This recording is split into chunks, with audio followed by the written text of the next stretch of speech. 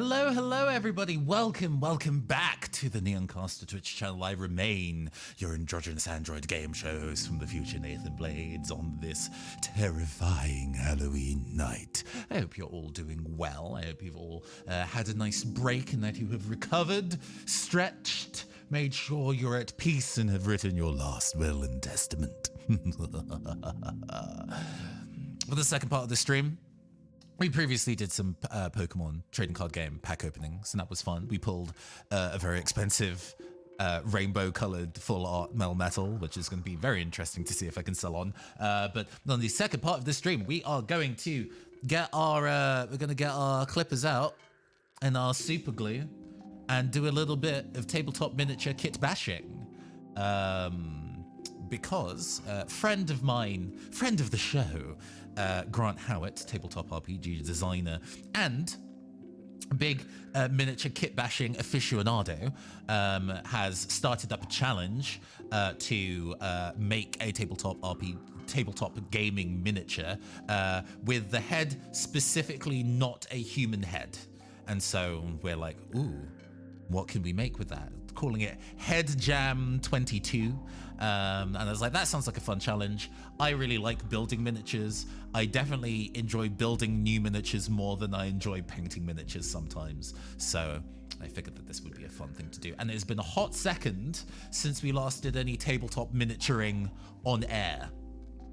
So I have a bit of a sketch of pieces, because I don't like going into these kind of things blind. I kind of come up with an idea and then see if there are bits and pieces in my kit that I can kind of use to execute that idea. But there are some bits and pieces of it that I'm like, well, I'm not sure how I would want to proceed. Let's ask the table. So we'll be doing that. And also, excuse me, while this stream is going on today, we also are raising money for Extra Life, a charity that connects tabletop gamers and video gamers to go and raise money for a series of children's hospitals across the US, which support those in need of care for like cancer and diabetes treatments and surgery and a wide variety of different things. A good friend of mine, Valdrianth, has been supporting the charity for years with a annual streaming marathon that they do on their channel, to which I will be joining them on Saturday night. I will be running my game Ballad of Conjurers for a number of people. It's going to be a fun time. But in the meantime, since my donation link page is already open, I figured it would be a nice opportunity for people to get ahead of the game and start donating some money early. So you can go... Yes.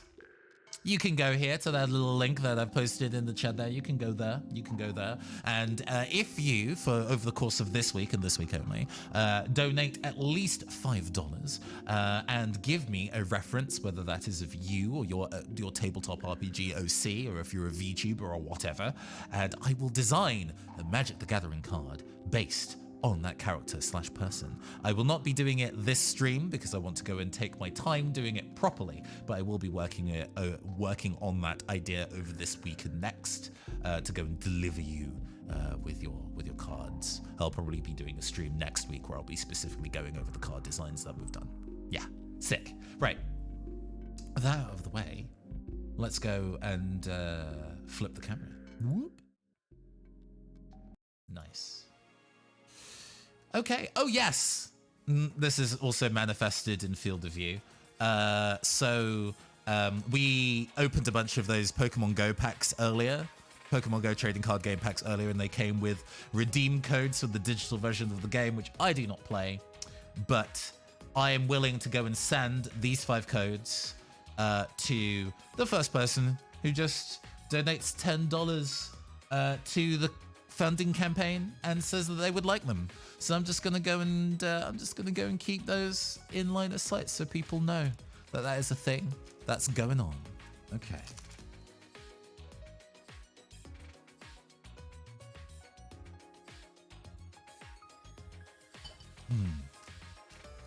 So if you've watched me and build minis before, and seen some of the minis that I built before, or seen some of the minis that I like, know that I am a huge fan of minis that depict musicians, not necessarily literally D&D style bards, because I'm not really a high fantasy type of person. Oh, I need to go and change a bunch of things at once, don't I? I need to go and do this to head jam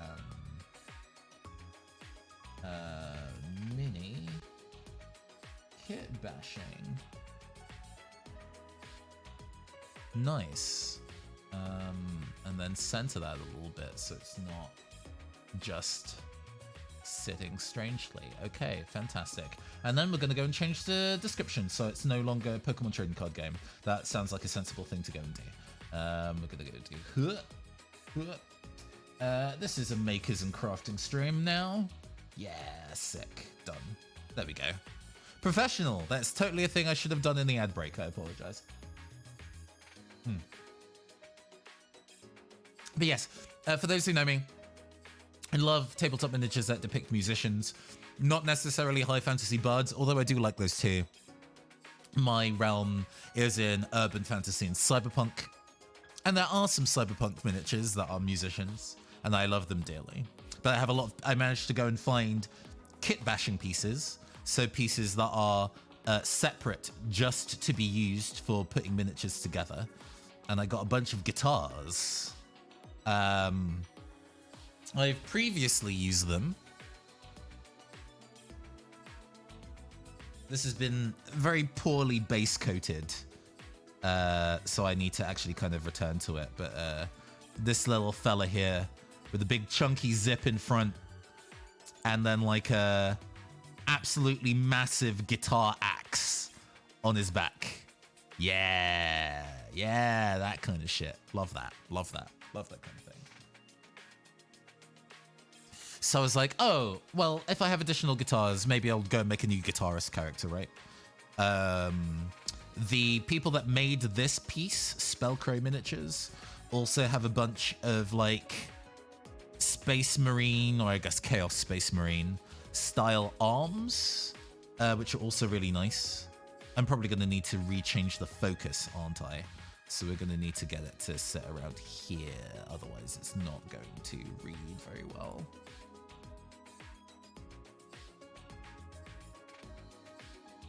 Yeah, there we go, that'll do. So we've got one like that's throwing up the horns, others that are designed for holding the neck of the guitar and things like that. And for the head, I've had a number of these kind of like speaker or like musical instrument Space Marine backpacks. And I figure I can just cut out one of these speakers to use as a head unto itself. I think that would go really nicely. So we're going to remove one of these speakers, which will destroy the rest of the backpack, but that's fine. I'm not too stressed about that. And then we need to kind of decide what body I want to attach it to as well. There's some options. There's some options going around. So I kind of hear what your thoughts are. We have this kind of like secret agent running kind of body. It's very official looking, but the pose is really nice. It's a very action pose, and I like the idea of somebody sprinting around carrying a guitar. We have this like, I guess, failed or partial 3D print of this big titty like cowboy crossbow slinger that I could remove the head and arms of and replace with something new. She has no legs either, just the kind of like upper part. So this would require a lot of custom kit bashing to put together, but the sculpt is really interesting. I quite like the dynamism of her cape and things like that. I've mostly built my ashes now, but we still have some bits and pieces that still haven't been used. So we have this torso that we could use in one of the running positions. I mean, the ashes in general are very glam rock by design, so maybe this would actually go really well.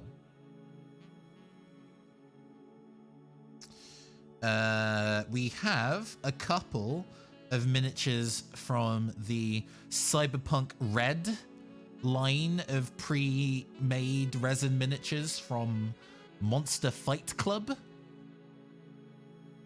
We have, oh gosh, the focus again. Maybe I should arrange the focus to be closer to the camera. I'm so sorry.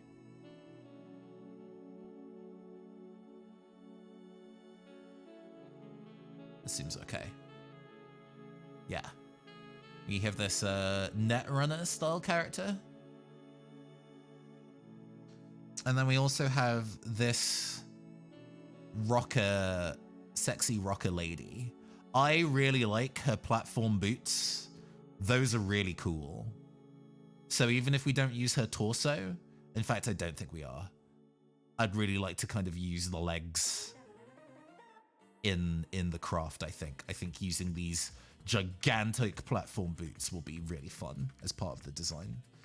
But then it's the decision is like, okay, so if we're using the boots, are we using the entire leg up to the waist?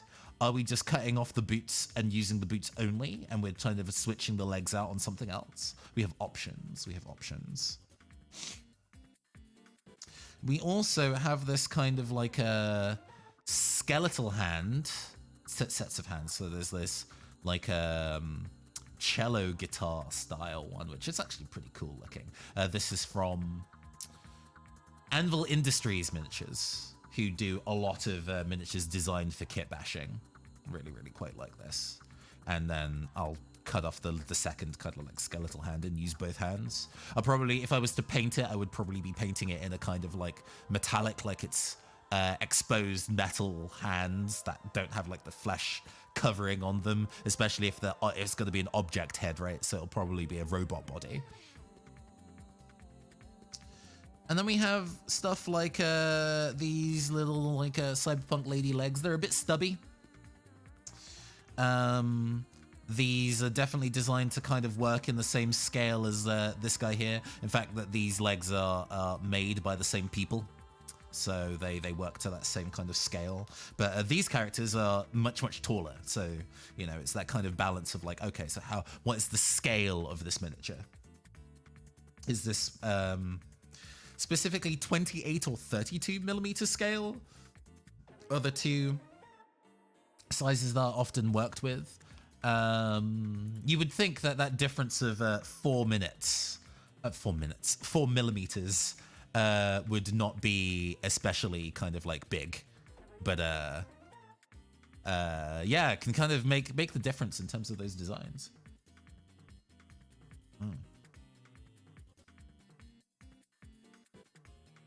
I don't know if these what we have in our current array so far speaks to any of you, because I would be very kind of interested to kind of hear your thoughts on which ones you like or would want to kind of see used. We also, I recently backed a Kickstarter for like this pack of like mix and match cyberpunk minis. The deal of these specifically is that you're supposed to be able to go and put magnets in the joints and switch them out. This is a pain in the ass. Putting these magnets in is a nightmare. A nightmare. Gluing them in, really difficult. And a lot of the holes are slightly too small for the magnets. So I've had a really, really hard time working with it. So part of me is like, well, I don't necessarily have to use these as the mix and match. I can just use these parts as parts for my kit, for kitbashing just in general. There's nothing that says I have to use these as intended, because these are a lot of different parts, a lot of interesting parts as well, actually. Or rather, how to put it, they are very definitely mainline cyberpunk in terms of design, but they are broad enough where they have some potentially interesting applications, right? So we have this kind of like pretty straightforward kind of like hero, almost Cloud Strife looking trousers, right? And it's the same scale. It's the same scale as our tall lady here. So if I'm like stuck on what legs to use or what torso to use, then maybe I can do a mishmash of these two. Maybe I can find a torso in these that I really like and then use these legs. In fact, let's look at the options of torsos that we have here. There's a good 6 or so.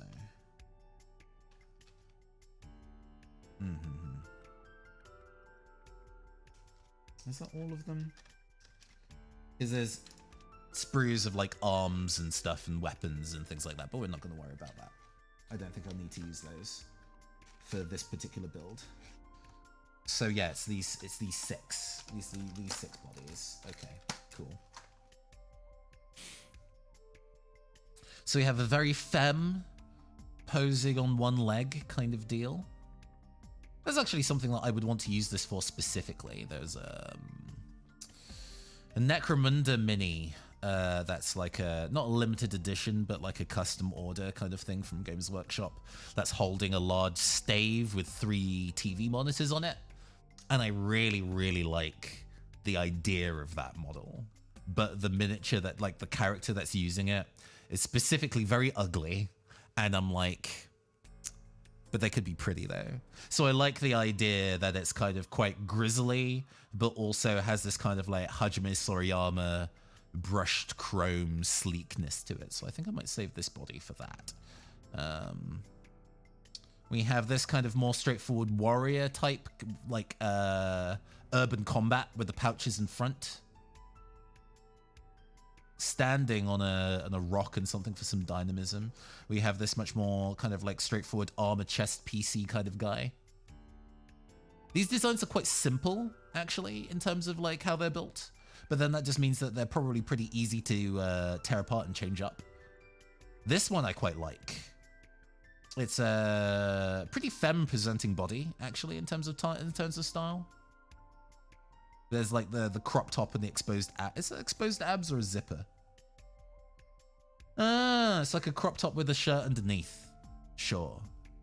But I quite like the design of this one. This is very fashionable, actually. Very fashionable design. We have this entirely shirtless. One arm missing because he's supposed to, I guess this character is supposed to have much more in the realms of like a elaborate gun arm or whatever. So this one might be a little bit difficult to use as a torso.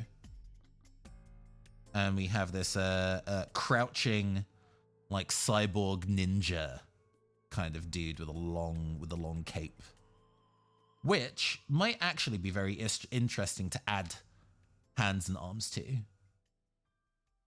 You know, it's definitely a unique pose. But yeah. If anybody has like a preference for any of those bodies, I still really want to kind of use the boots off this though. So, gosh, which puts me in an interesting space of what to use. Because I could definitely like cut some of these off at like the knee. And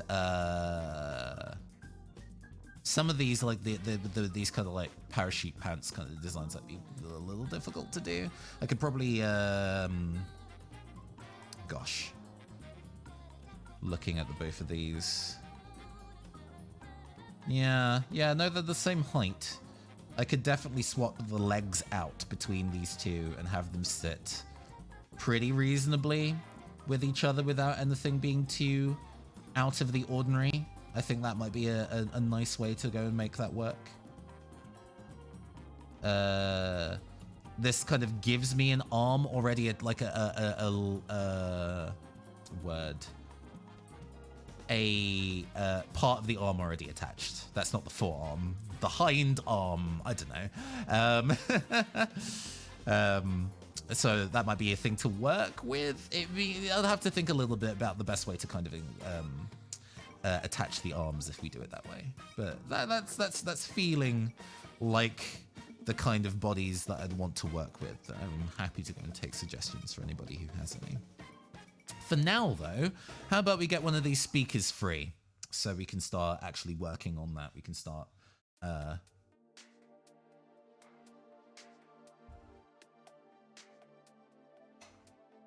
working on the head, because that's the biggest part of this design.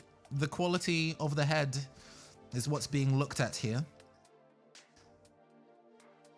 I have a couple of different blades that we can use. I think we're probably going to be using this more kind of like saw style one.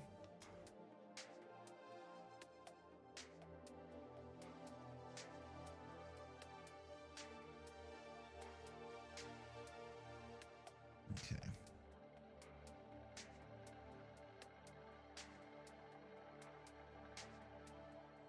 Oh, right. There we go. Nice. Okay. There's probably going to be a degree of me. I'm going to move my mic out of the way so I can lean in a bit better. Move this camera so I can light it from here. Right, because there's going to be a degree of me having to lean in, I think, to actually see what I'm doing. We're going to go clip that off first, I think, though. It wasn't especially expensive as a set to get, so I don't mind having destroyed this one. I'm going to go cut off the other sides as well so I can make it lie flat. If I needed to go and buy another set of these, it wouldn't set me back too much. So I don't mind. With this here, we're just gonna start working our way through, trying to. Oh yeah.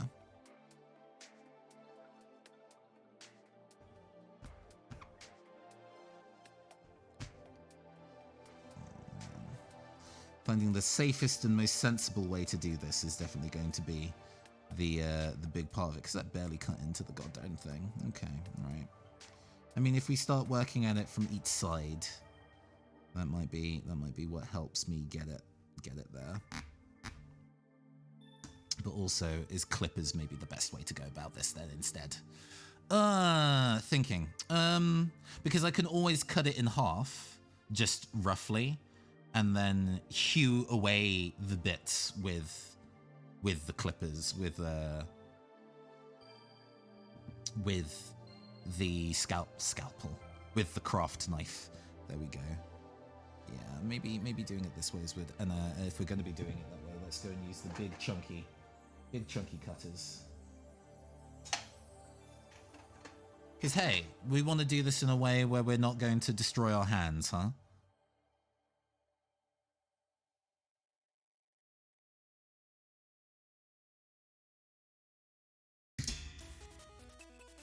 Ba-ding. That sliced in half actually pretty easy. Hey, sick. Okay, amazing. Now that's cutting considerably less if we need to try and get this through to the other side of it. Oh.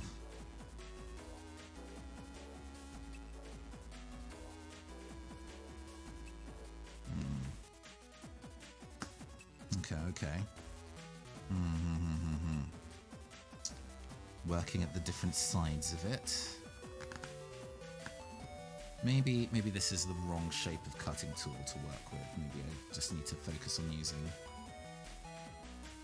our Old Faithful. Or actually, this chisel one might actually do work.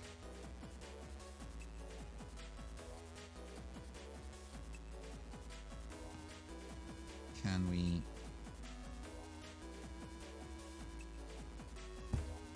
Yeah, there we go.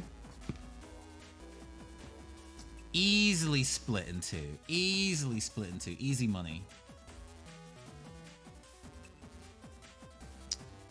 With that done, how much of this do we need to file away?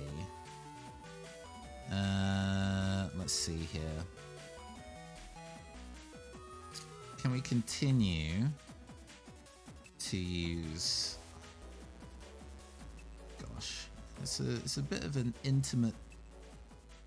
Well, intimate is the wrong word. It's a bit of a close one in terms of, but actually this is working really well. This is cutting through it quite effectively. Okay.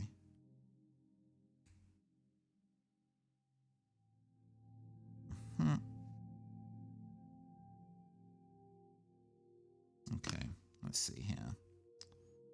Right. Okay. Whew. let us instead, we can just, we've got enough space to be able to clip away the excess parts of it. And then I will put on a mask and file the rest down.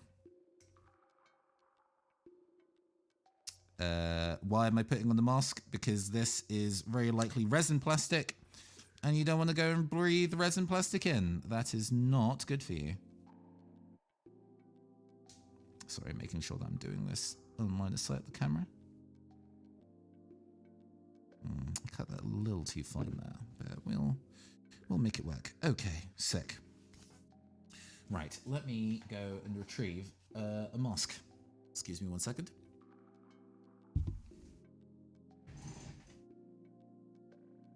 What?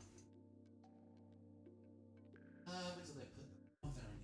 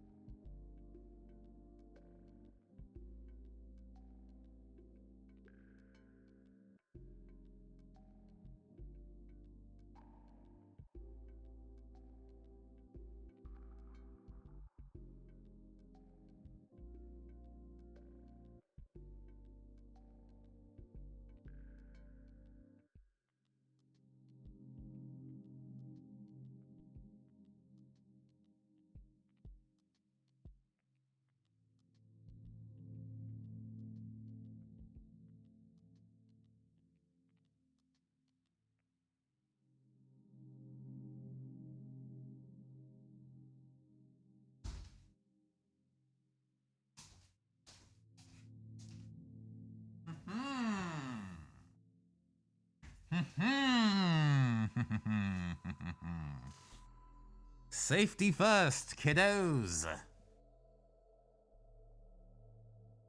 Yeah, not the most glamorous piece of attire.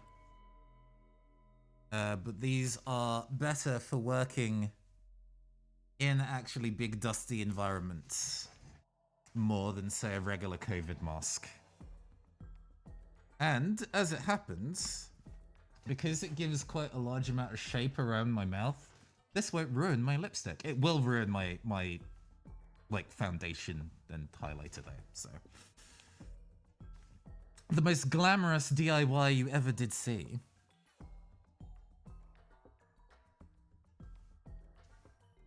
Also means I can't actually take a drink of water while working, which makes me very sad, but that is okay.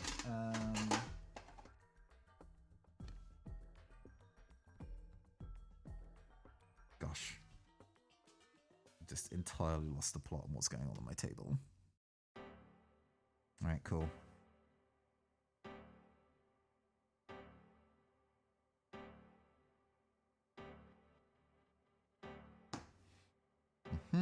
Let's go put our spare blades away. We no longer need them.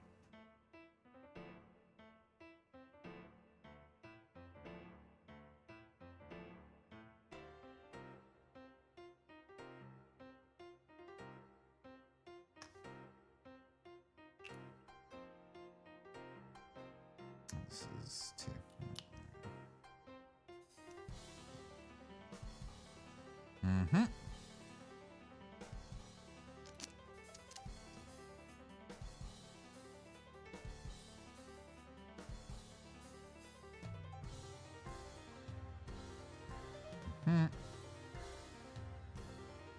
It's just a matter of carving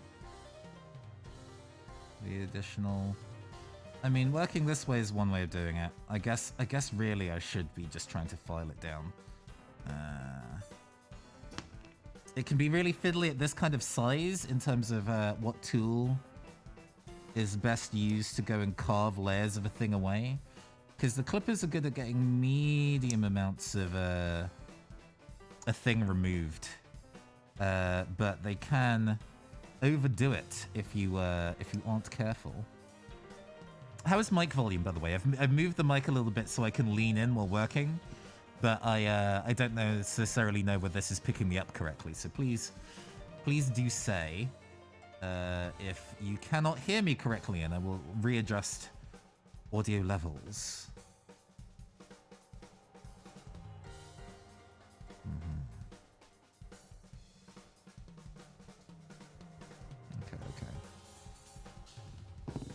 we're at a point where this is, we can skim the side down a little bit. So, let's just... I'm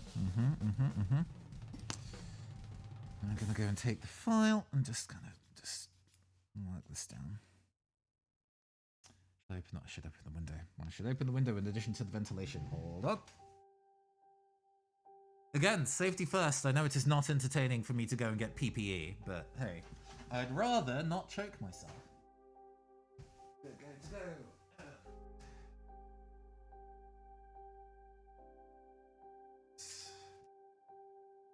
So I can. This one there. Which might make things a little bit chilly while I work. But to be honest, that is fine. That is fine. It's raining quite pleasantly outside this evening.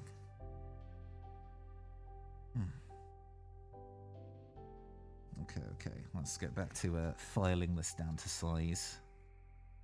Because there's probably going to be some filing I need to do for the other parts as well. So it's probably for the best that I start doing this way now. And then I can return to it later if I do need to do some other bits and pieces that need to be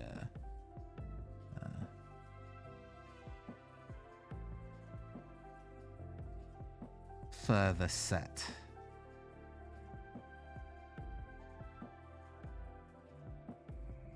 There's a little kind of like rough bit there, but that's getting out of the way now. Smoothing it out.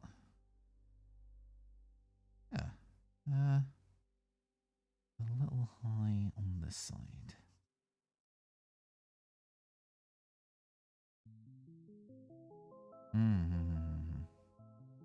Yeah, you can tell that side is a little high. All right.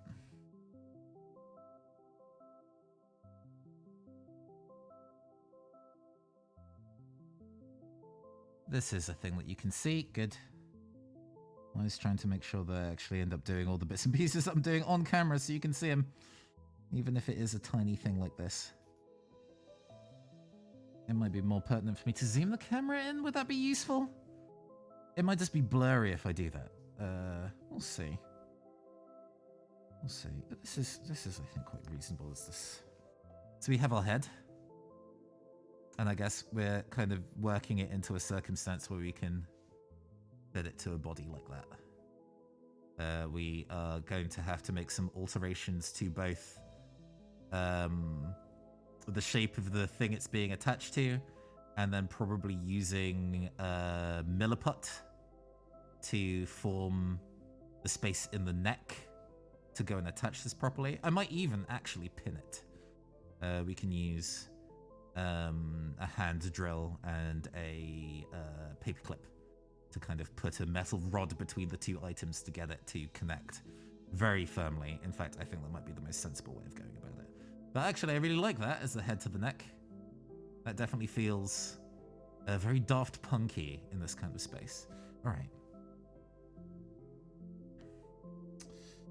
Next thing that we wanted to go and do is switch out these torsos, because this character is nice, but we don't want the top. The top is quite detailed, and the hands would be difficult to remove without destroying the torso. Way that you can see. We can put the re-angle the light again. She's also got a very sculpted ass. Wow.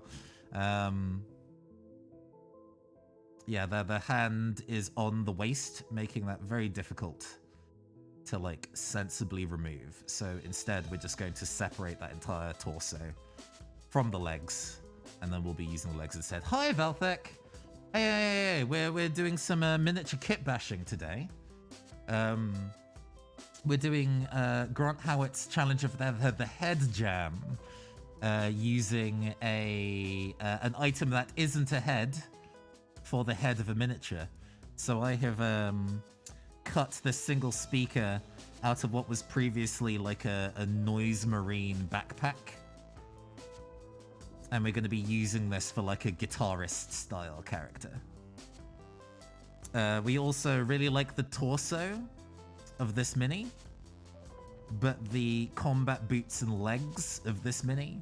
So we're going to be trying to see if we can cleanly cut them in half so I can glue the two together, which is going to maybe be a little tricky. We'll see if we can do it without like thoroughly fucking both parts.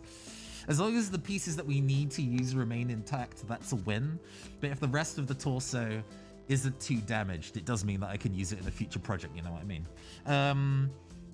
We're also, this week, doing a donation campaign for Extra Life. Extra Life is a charity that is a communicative effort between both video gamers and tabletop gamers to raise money for a number of children's hospitals in the US. Yeah, you got it.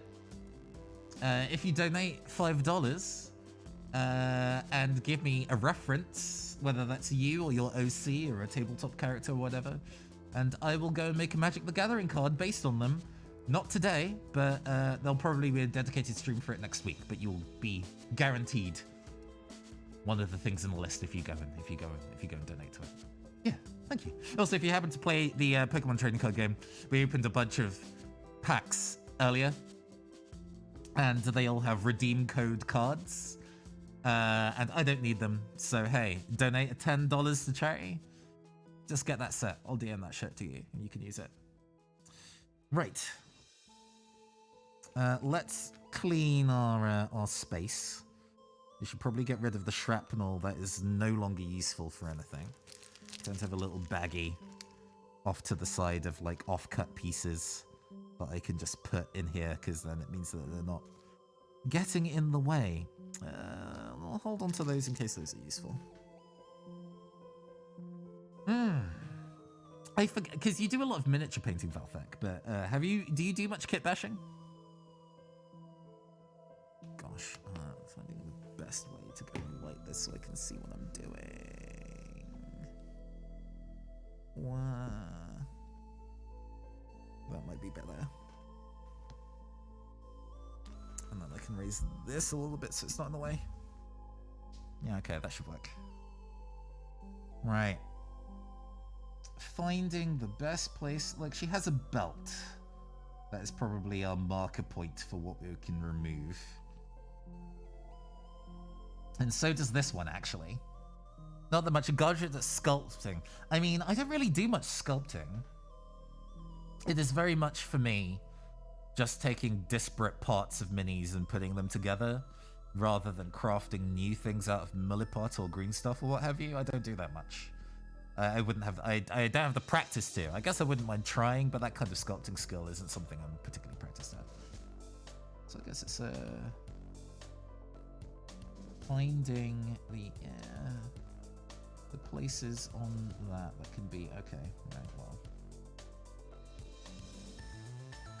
that's a little loud in my ears. Actually, I'm gonna turn that down a hair. There we go.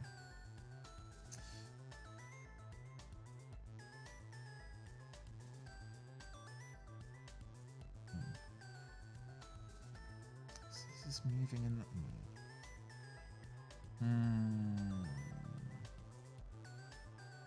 Because obviously the easiest way for me to get what I want on the other side is to actually just kind of destroy the upper torso to do it. Bad joints bother me, so when I get to the painting stage, I'm fussing over joints with milliput and plastic putty for ages. I mean, yes. The kind of gap filling process is definitely something that needs to be done. I've managed to get away without having to do it too much.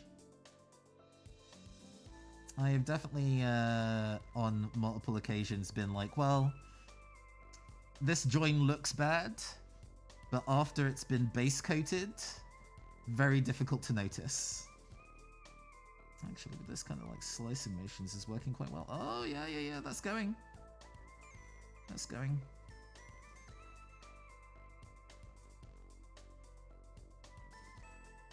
I should feel bad for tearing you apart.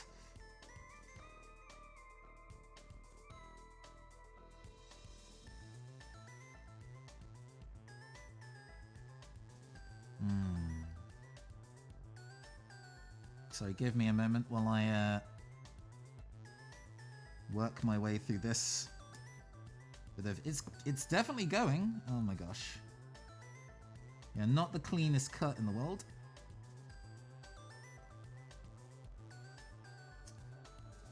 I have destroyed her hand. But, you know what? You know what?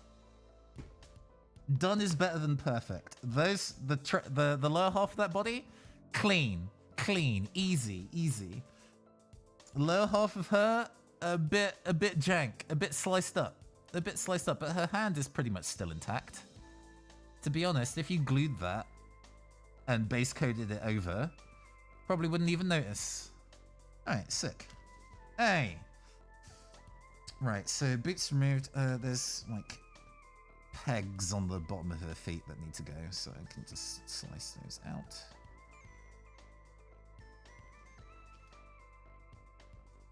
I don't need those.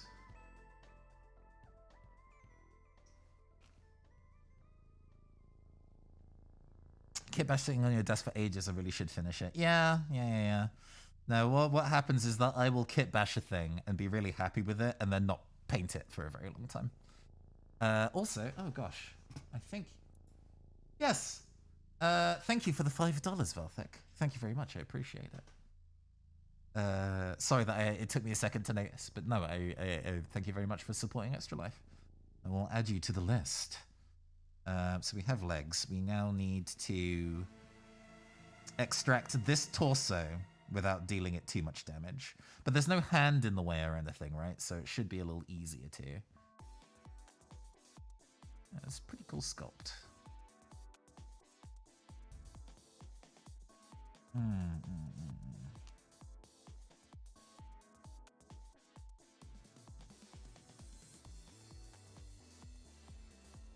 Oh yeah, this one takes the knife pretty easy. Okay.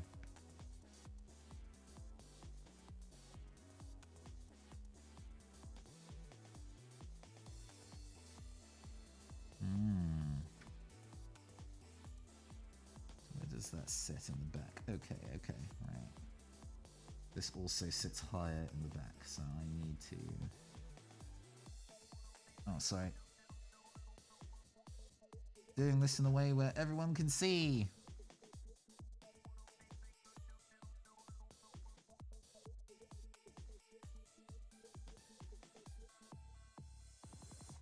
Is that going? It's sort of going.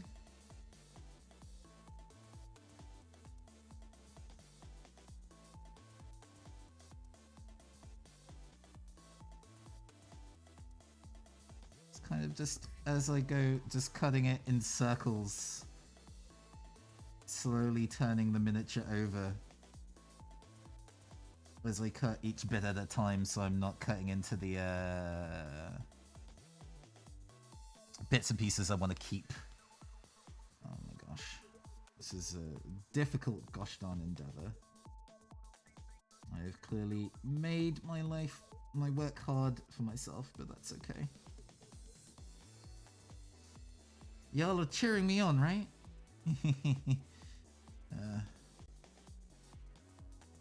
Alright, let's see. Yeah, I apologize the bits where I get to super detaily bits that I can't keep it in camera eye line, but I promise you, I am working at it.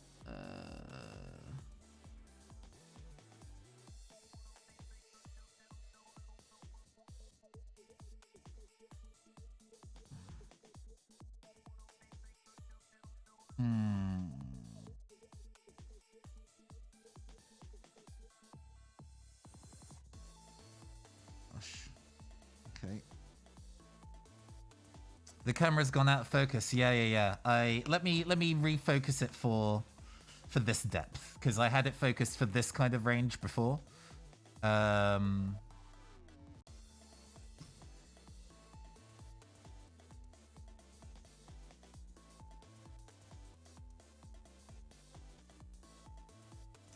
Because autofocus is incredibly unreliable for this kind of thing, so I manually shift the focus. This should be better. Thank you for letting me know, though. Hopefully this should be a bit more visible for me working on this. Yeah, autofocus will just endlessly try and shift itself, especially when I don't want it to.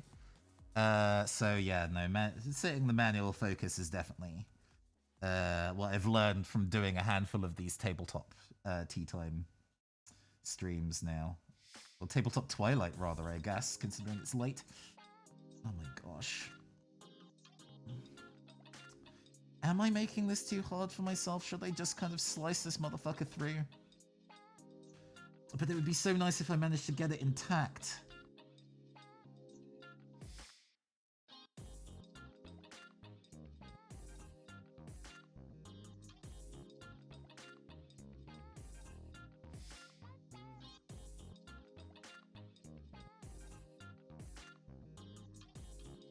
And it's working, because I'm definitely cutting into the mini.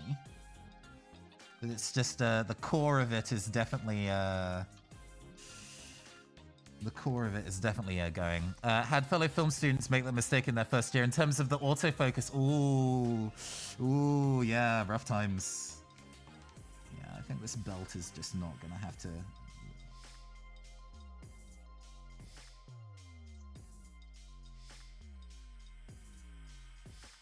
Or we can kind of switch what blade I'm using, but this is doing it. Hey, whoop. And it just popped right off. There we go. We did it. We got there. So we're gonna, and actually, as a blend, it's gonna require some filing to make both pieces smooth. But to be honest, and I'm gonna have to switch the focus again, but that actually feels reasonable. All right. And the torso, the legs not completely fucked, so I can use these again in something else. Managing to cut these at all, they're resin ones, so they're not too bad. They're a little squishy. It's why I have the mask on. If these were hard plastic, I wouldn't be so fussed. But my lungs are already fucked these days, so...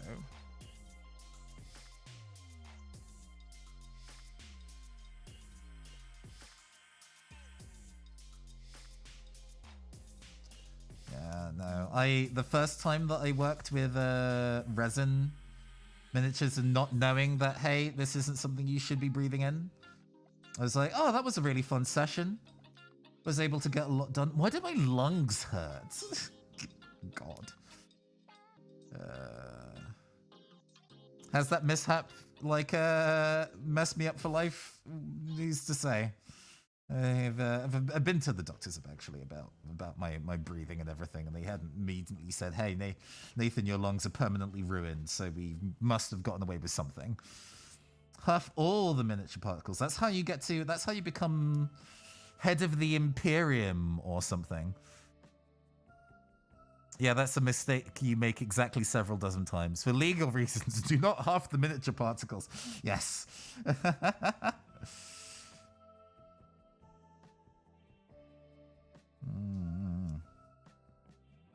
it's a very, unfortunately, this cut in the middle, not very smooth. Not very smooth. It might be a thing that we pin. We might be able to like sensibly pin this together, and then use like liquid green stuff to go and fill in the gaps later. That might be the play. Also because I don't want to dwell on this forever, right? Okay, so we have. Oh, we also need to figure out how we want to go and do the head. Make the head sit. The back of this is getting in the way, so we can immediately... Is this the one that I was working on? This isn't the one I was working on. It's this one. The back of this still gets in the way. So we can...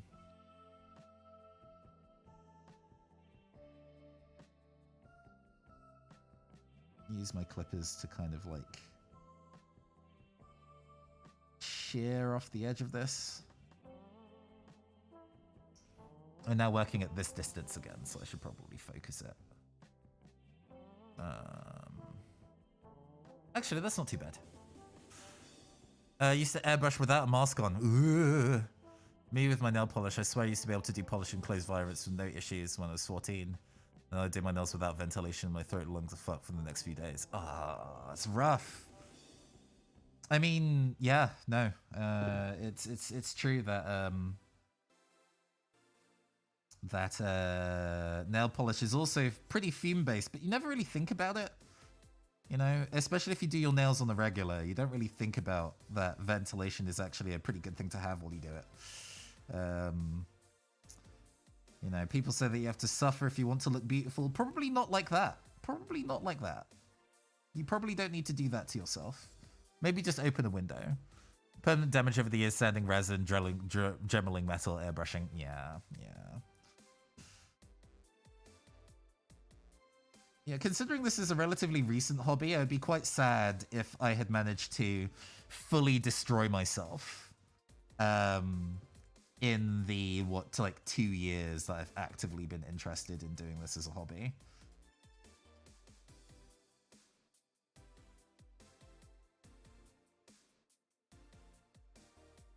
We're just making the back of the speaker head much a bit more narrow and rounded so we can get it to sit inside the neck collar a bit easier.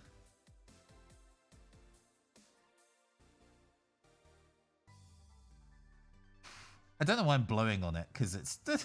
I tried to blow the dust away and I can't because I have a mask on. I'm smart. I'm a very smart and charismatic person. There we go. My blood is now 1% acrylic paints by now. Yeah, it takes time to do proper damage and it's repairable if you stop early enough. Yes. So the fact that I'm trying to take much more of an active care of my body in that way is probably for the best. Probably for the best. That sits almost actually really well. I think I just need to kind of take in the sides a little.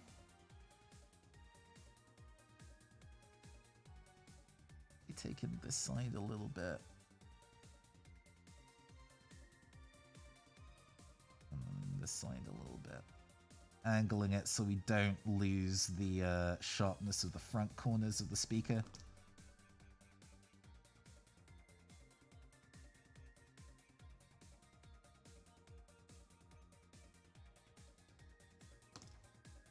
Yes.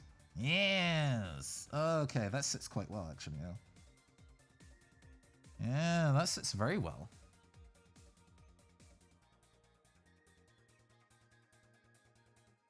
Just having those... So next step would be to Dremel the kind of like bit to kind of put it the armature, the armature, the paperclip. And then that will be good. Cool. So we have a head, we have a torso, we have some legs.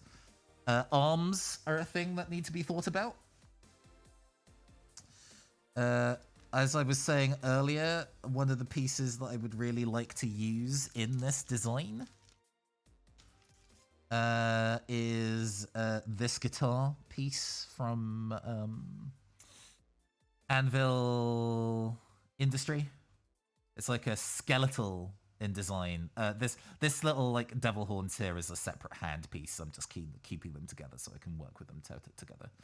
So I want the torso to be like holding the guitar in one hand and kind of doing the horns with the other. So it's about kind of like finding the right arms to go and attach to this and get it going where it needs to be. This miniature comes with part of an arm already made. And that could that's more of a hindrance than a help for what we want to do here. So we're probably going to have to cut that off so we can put in our own. But I guess it's now a matter of deciding what arms are we using. We do have these ones from Spellcrow. These are the like noise marine kind of arms. And one of them is also throwing up the horns, so we could cheat and just use it. Let's find a way to go and cut it from the base first. Okay, there we go.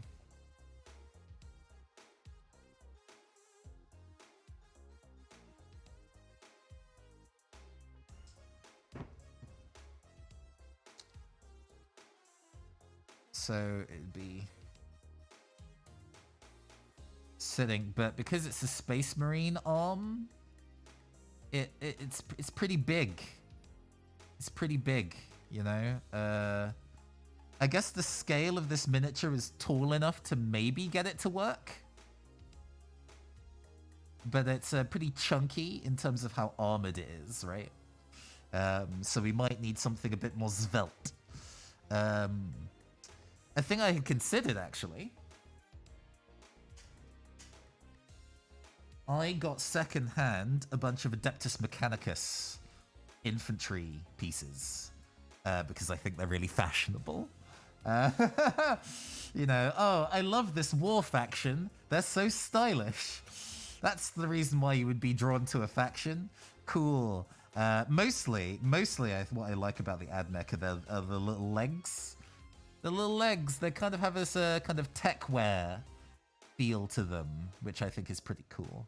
But they have a bunch of arm pieces that we can use.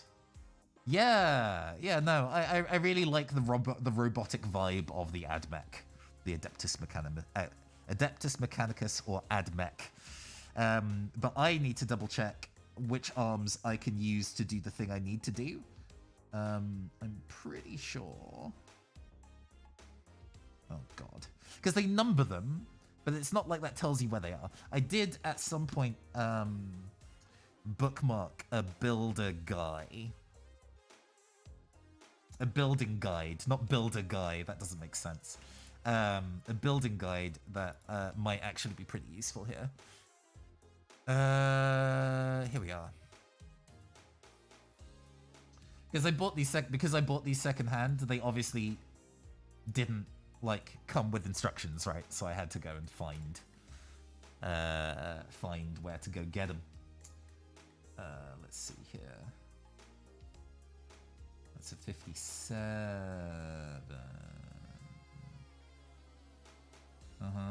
Sorry, I'm just gonna be staring at this while I like try and understand my options. Because the bits and pieces that I'm looking at are the 63 and 65.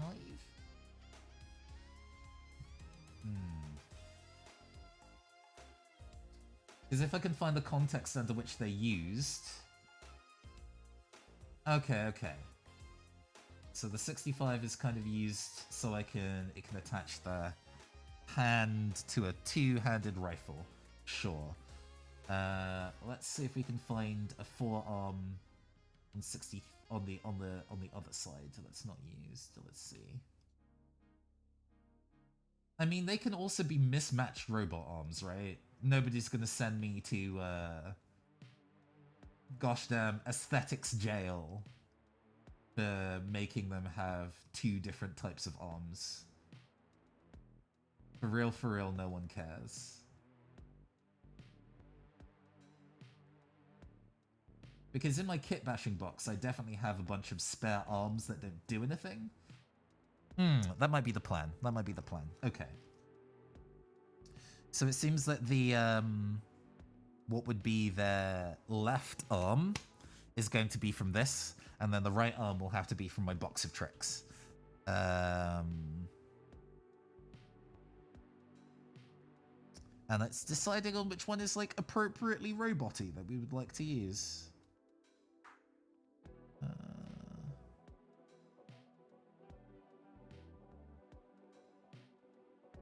Is that? I think stops short of it being an actual arm. This one, maybe. Oh. Yeah, no, I want it to be roboty enough. Otherwise, what's the point, right? Maybe on one of the other sprues. Hold on. So I did get like, what, 3 sprues worth of stuff? I'm letting you see what them. Oh, yeah, these ones are a bit better. They have the kind of like robot piping in them. And would be this, and would be the left arm. Okay, sick. Right, okay. We did it. We did it. Let me double check what these pieces are, just in case this is like a kneecap or something in the Malaya. 21, part 21 or 23.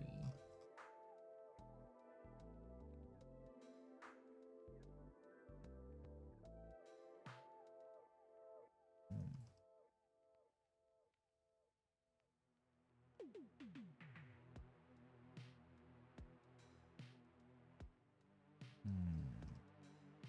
31, 93. Okay. 23. No, that is an arm. That is an arm. And would be the arm that you would be using to do the specific thing that I have in mind. Okay. The joint of it is a little precarious. Like to have to super glue that shit in.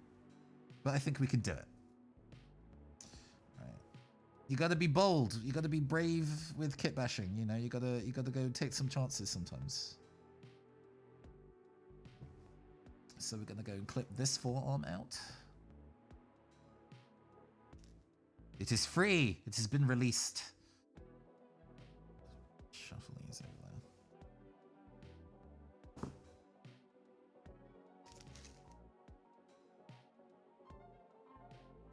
Okay. Then we gotta get the box of tricks. Behold, the kitbashing box of tricks.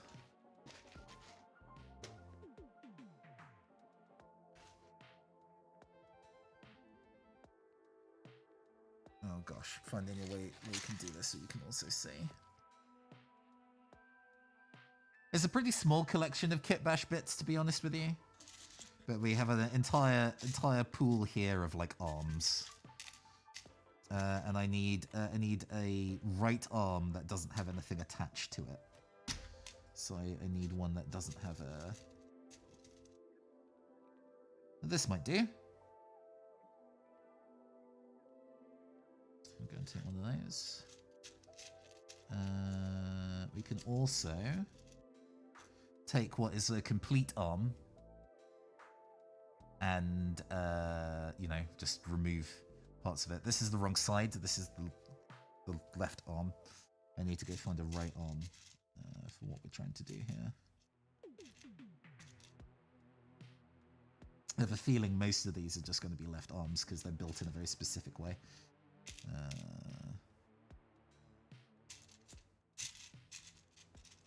Rummaging. This might also be interesting to use. That's a different style of that arm. Yeah. Guess it's uncommon.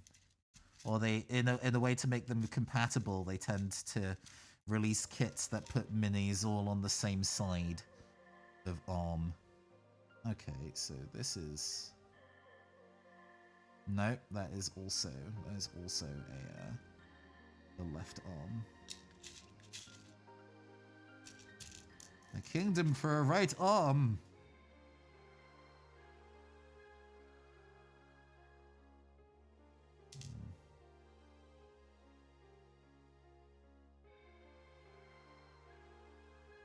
This is a right arm. I might do it. Okay, we have some options.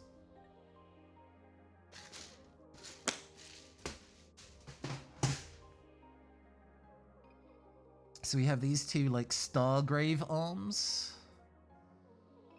The Stargrave crew kits. They're pretty ordinary. They'll do reasonably well. We have these kind of like hand-free arms from Anvil Industry, which will do quite well because it means we can put whatever hands we want on them, so that's good.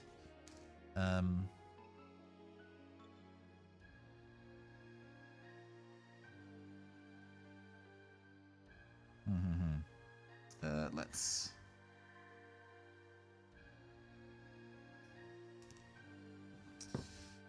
It's one of the big things that I have to do now is remove this. Remove the arm that already exists there so I can put a new one in. Fortunately, putting a new one in, I think, would cover up a lot of what was already scraped away. So that shouldn't, like, you know, be too obvious. Yeah, okay. Thinking. Having an extended arm would also be quite nice for that. So let's go and clip this one out.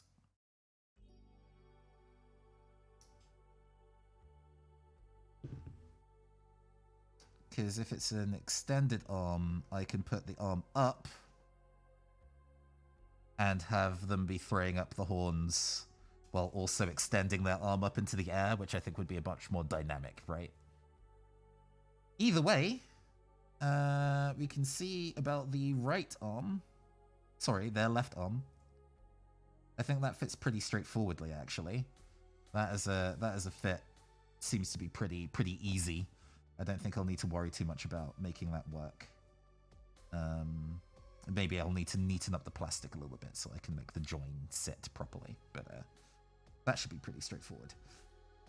Right, so I guess the next step now, because I want to make sure that I have all the separate pieces, and then I can start putting them together. How are we doing for time? We're going in 2.25 hours. So I think I'll probably be able to make sure that we have all the individual pieces and then glue them together, and then we can finish the stream. I think that probably works pretty well. And it also means that if I finish carving away all the pieces, I can remove the mask and finish my drinks. All right. Let's start clipping away this arm in a way that isn't too destructive to the rest of the mini. Yeah, the plastic that this has been made of is very rubbery, actually, which is quite interesting as a material. It feels a bit strange, and it can be quite difficult to cut, and very difficult to file away. But then there was recently kind of talk about a new type of plastic that a lot of miniature makers are using for stuff. So maybe it's that material. Because I've not really seen that many or used any minis with this kind of like rubbery substance to them yet. It's very interesting. So we've shaved off a lot of the arm using the clippers, and then we can kind of use the crafting knife to just kind of like dig away at the remaining parts of the material. But it's a little annoying to get it to go.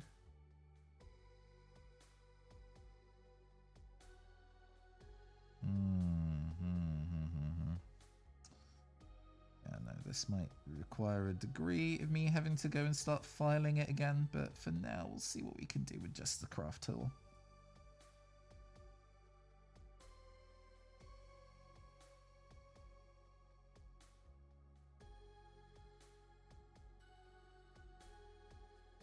Because it's rubbery, it does cut very easily, actually. So removing it has been actually quite straightforward. Okay, nice. Sorry, have I been doing this sensibly on camera for you all? Sorry if I haven't.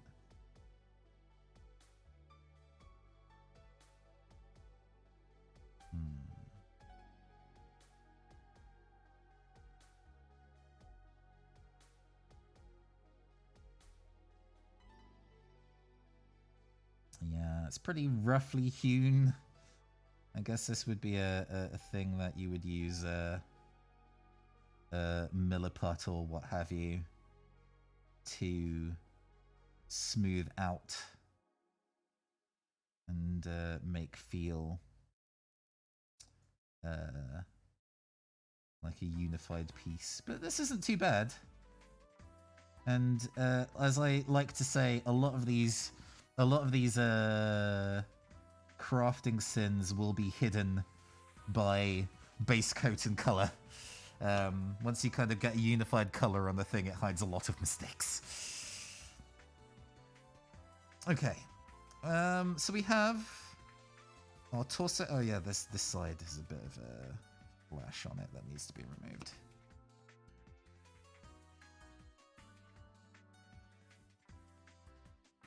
There we go. That was easy. Right. We have our torso. We have our left arm. We have our right arm. We have our head. And we have our legs. And then we have our guitar. Guitar. Oh, we are almost there. We are almost there. I'm liking how this is coming along. How are we feeling, chat? How are we feeling, chat? I think because it's a thing I've talked about in the past about the process of designing minis and the designs of minis that are already existent. Is that there is a pretty big focus on like grimdark as a thing, which is not necessarily bad. It's just not my personal aesthetic. And so sometimes I can find it very difficult to find something that fits me in style a lot better.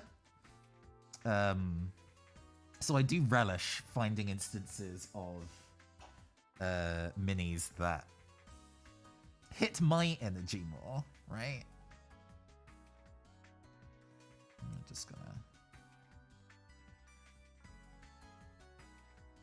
gently. This is a pretty soft plastic, so I shouldn't have to, yeah. I don't actually have to work too hard to drill a hole in this at all. Very nice.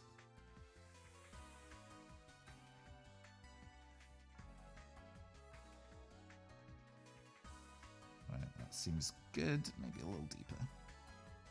Doesn't need to be super deep, just enough to kind of drill a hole into that so I can get the end of a paperclip.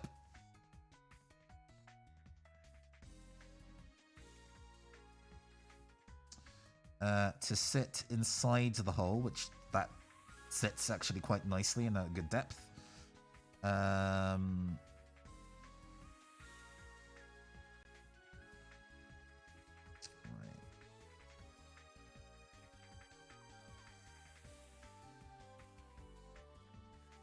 I'm gonna go cut. Oh gosh, I need to do it this way actually, don't I? Otherwise I'll lose it. Cool. Right. Oh gosh, it is now the time for gluing, and I think I can probably remove these now. So hold on, because the water and juice has been taunting me this entire time, and I will not stand for it. Chat, you hear me? I will not stand for it. Oh, let's see what this has done to my makeup. Wow. Oh my god. Just a ring of foundation on the inside of that mask, and it's not horrendously ruined my face. Big sippy.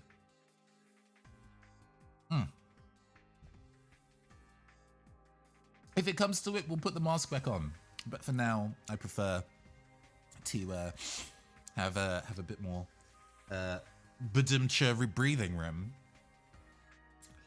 Okay. Not that glue. We want... Excuse me. Just ordinary super glue. Super nothing fancy. It'd be nice if I had one with a bit more of a delicate applicator than this one. But it does the job. Does the job. Oh gosh. I have a meat Noah. I haven't lost it. I haven't lost it.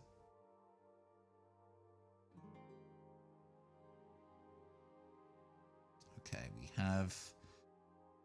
have the teeny tiny, oh gosh.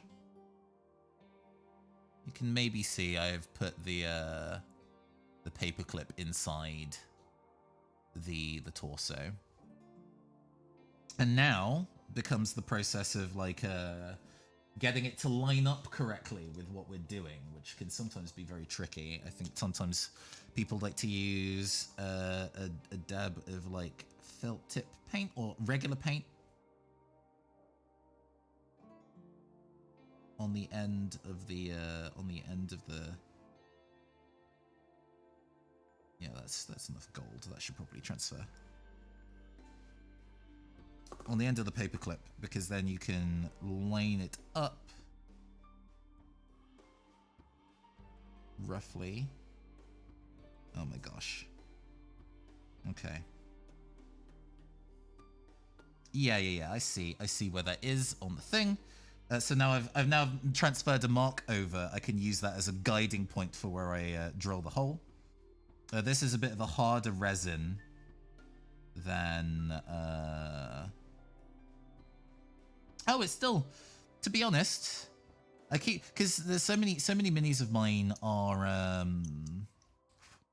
so many minis of mine are metal, and that you can put a drill in. You can drill holes into, but it's really difficult and takes a lot of effort to be able to get it to work correctly. So I was like, oh, this is probably going to meet a lot of resistance, and actually that was super easy. Gosh.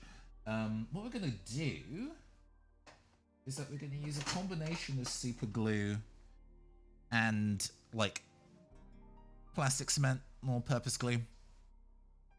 This is a bit thicker and a bit rubbery. So what that will do is that it will give it a bit of flex when it sits. Ooh. If it doesn't just give me a huge glue bubble, because that's not useful. There we go. Yeah, it's very sticky and stretchy, but when it sets like rubber, so it's less brittle. Like super glue in general is very brittle. So it will sometimes, if put under too much duress, will snap. Because we're trying to put together a torso here, there's going to be not a lot of flex. So it's probably not something we have to worry about too much. But it's good to bear in mind. Oh, yeah. There's a little bit of overhang. Oh, that sits really nicely, actually. Because even though the edges were a little bit rough before, the glue has gone and filled in the gap really nicely. And I think once it's fully set and cured, I'll be able to go and, like, you know, carve it down a little bit, file it down a little bit if it needs to be, and get it to sit, like, really smooth. But that connection is sat very nicely. Very nicely. I'm very happy with that. Okay. Shall we do the... Well, I guess we should do the head and then the arms.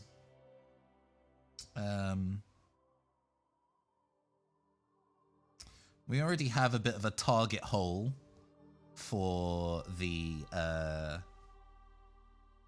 it's a pin... This is called a pin vise. I couldn't remember the name of it for this entire stream, and I've now immediately remembered. Very late into it. I am clearly a good educated teacher of the crafting arts. You can tell I am an expert and have been doing this for many years, and I'm an expert at this. Yes.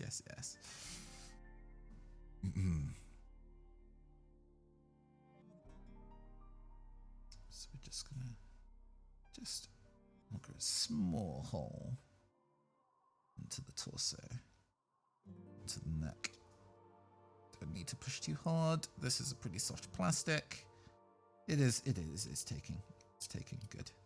Just a couple more twists. Okay. Yeah, that should do it. Don't stick to my finger, please. Thank you. There we go. Let's go take our paper. Our paper clip vanished into the ether when I cut it before. Oh no, it's here. It's here.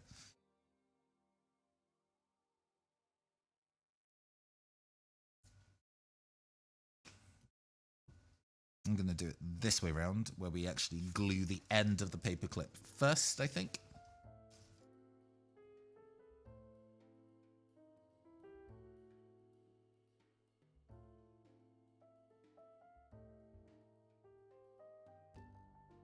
Don't need a lot of glue, but enough to get it to sit. There we go. Nice. And we're going to go lodge that into the neck.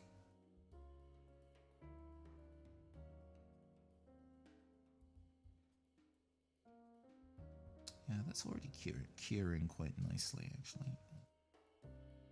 Does that set? Yeah, that sits okay. I'm not going to fuss about this. Done is better than perfect. Done is better than perfect. And it's not a difficult thing that I did either, actually, to be honest with you. You know, some of these pieces are not designed to fit together. And yet we got it there.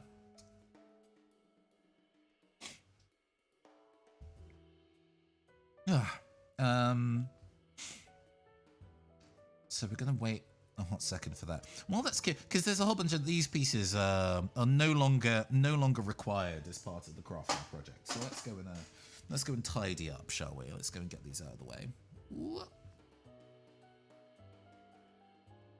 Ooh.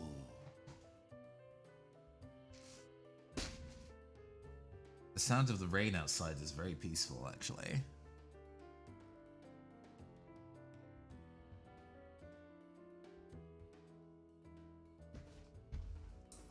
So we're gonna nudge you out of the way. Move you. Where was your second robot? The other robot arm is there. There we go. Pop these. Excellent. I'm just gonna go and put these back. We have an entire bin for full torsos. We have a bin for legs. Full torsos. For bodies. Just legs. We have an arms thing there. This is a full mini. That tends to go in there. An upper body. Upper body will sit there. Don't need a torso.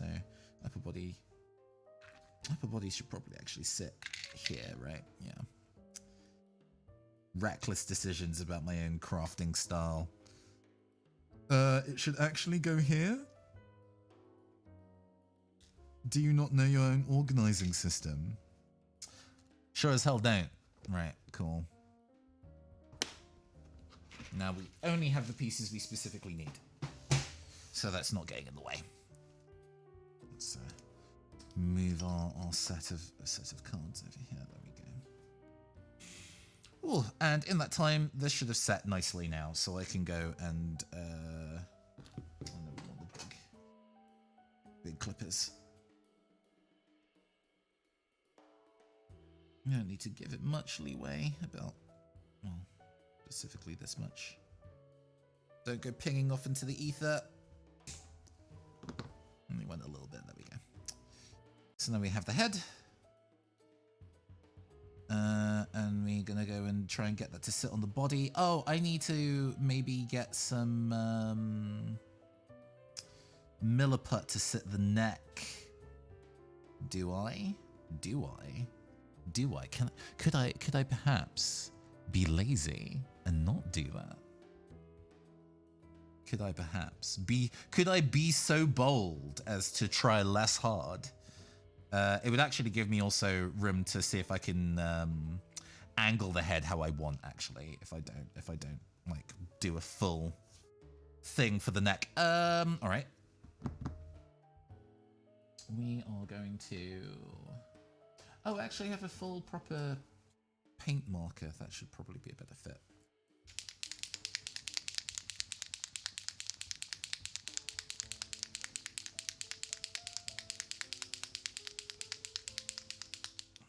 I barely ever get to use paint markers actually in work, so.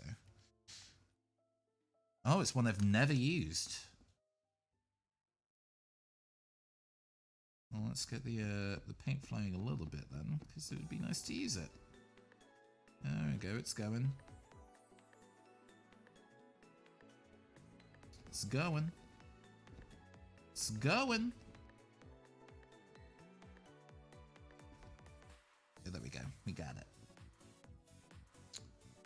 So filling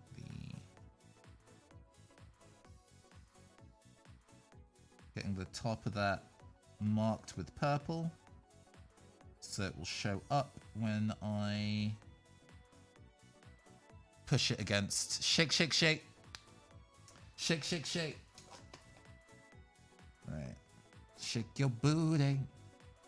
Shake your booty. And that's left a really clear mark in purple. You can see that.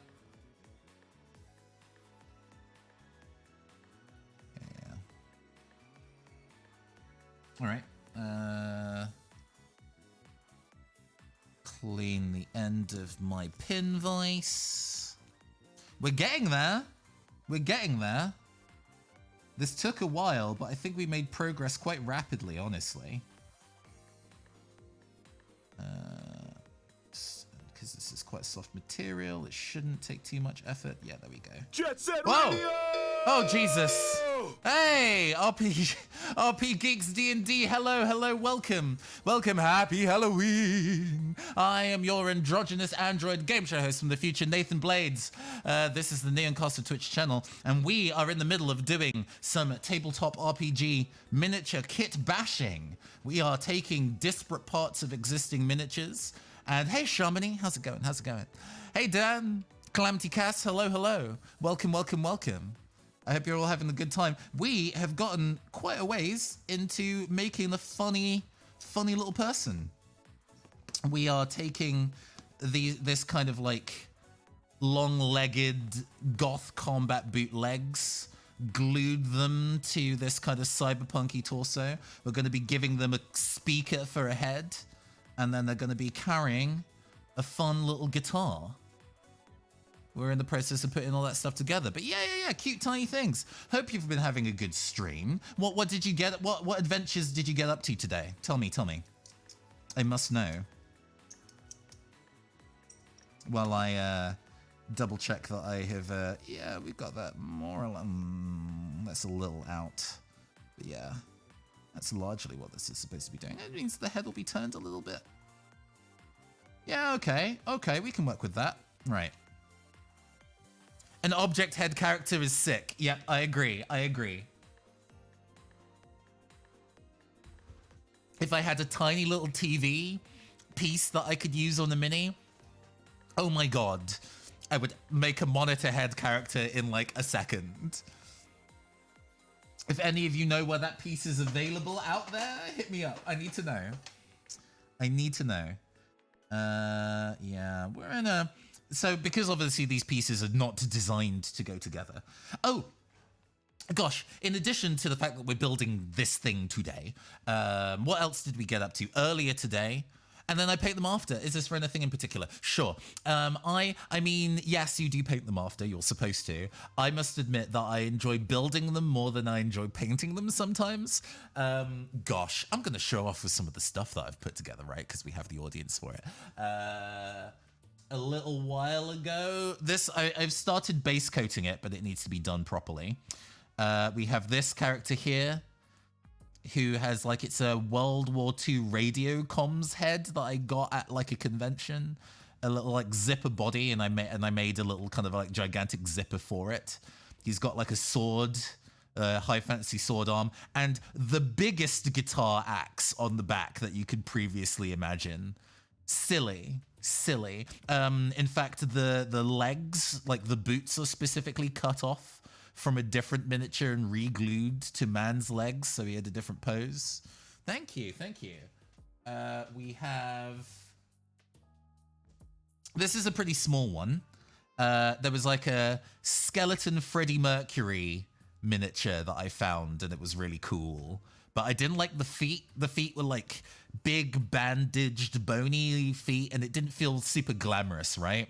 So I went to go and find these like big glam boots from like these cyberpunk desert ladies called the Escher. And I removed the boots, I attached them to the skeleton, and now he has glam legs. We have... this is one that I built on stream. He's like a communicator style character, but I've given him like a blaxploitation disco afro style head, and a backpack that's like a sound system. Yeah, I have a soft spot. I have a soft spot for miniatures that are musicians or bards. So if I ever find mini like kit bash pieces or entire minis that are like bards, I'm like, oh, I need them. I need to use them in a thing.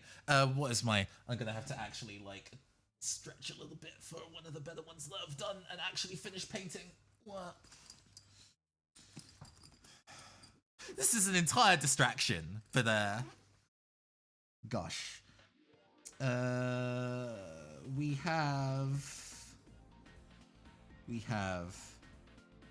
We We have this lad here. This is one I've actually finished painting. Most of this is the original design, but the backpack on this one is also altered. Comes from the same kit as the other one that I just showed you. I love that there's a tiny little turntable attached to it. It's so cute. So cute. I love this one. One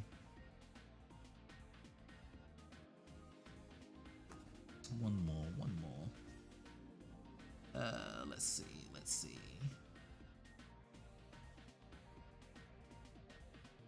Oh, this one. Oh gosh, I love doing neon-y color work. This one is one of the actual full Esches that I designed, but I gave her... I really like the storytelling of this one. Her running with her computer, like, oh my god, I need to go hack into the Gibson immediately. It's super important that we need to do this at speed. Of course, she has a katana strapped to her back. Very cute, very cute. She's part of a squad where each unit has a different color hair as like part of the rainbow, and then the base matches. Love this set. Love this set. Anyway. So sometimes I do actually finish them. Where did I obtain you from? Go back to whence you came. Go back to whence you came. There we go. Nice and safe. Shh. Okay. Yes.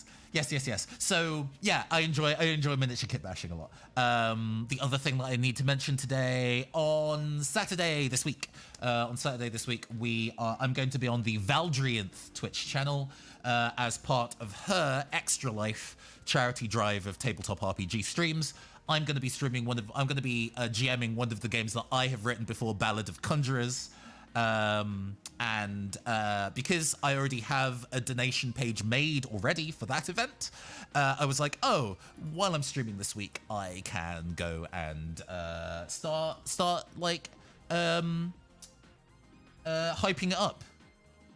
So yeah, Extra Life is an American charity that gets video gamers and tabletop gamers to band together to raise money for a number of American children's hospitals where they help treat cancer, diabetes, emergency surgeries, and a wide variety of medical procedures that children need and might not be able to have because of various financial situations and other things that go on in that kind of space. To raise money for that, one of the things that I am doing is that over the course of this week, it doesn't have to be this stream, I'll be paying attention to this all the way up until Sunday. If you donate $5 to that link and give me, excuse me, a reference of any kind of like a tabletop character that you have, an OC, if you're a VTuber, it could just be you if you want, and I will make a Magic the Gathering card based on the information that you send me. Yeah, we have a couple in the works already, and we'll maybe be doing some more. But yeah, that'll be going all this week. Also, earlier today we were, excuse me, before we were doing the kit bashing, we were opening Pokemon cards on stream and pulled some dope stuff. But also it came with a whole bunch of redeem codes for the online version of them, and those are pretty useful for the people that use the online client for it, right? And I'm like, I don't need these. I'm willing to, hey, anybody who donates $10 to the Extra Life link and says, hey, I want those cards, you can have them, not a problem. All right, all that shilling out of the way, where were we? We were continuing to kind of make sure that this was where it needed to be. I think this is maybe a little too narrow, so we're just going to make the back of that a little bigger. Easy enough to do. It is quite a soft plastic, so we have a bit more wiggle room with putting the head in. Yeah. Okay, cool. I like that. We're going to go and get our super glue. And we're going to get that on the base in here and a little bit on the back as well, because we need to make sure it adheres properly to the collar and not just the armature point that I have made with a paperclip. Very fiddly, very sticky. Just push it in a bit, give it a little bit of pressure. Under pressure. So just gonna hold while we're holding this here, and we're just kind of meditating for a while. Were you specifically playing D? Excuse me. Were you specifically playing D&D today, Shamini? Were you playing some of the other? Were you playing a different system? I caught a little bit of the D&D session you played with Draconics the other week. Really, really good. Draconics is an astounding role player. I love the work that they do. Their presence on a Super Idols RPG is absolutely sick. A fantastic actual play if you've not listened to it, actually. So we have the head. We have the head glued on. That was very easy. That was very easy. No problem. No problem. All right. Shall we get on the arms? The final bit, the final piece of the puzzle. We're going to be gluing one raised up like this, that's giving the devil horns, and then another one that's holding the guitar. Both of these need to be filed back a little bit, so I'm just going to make sure that these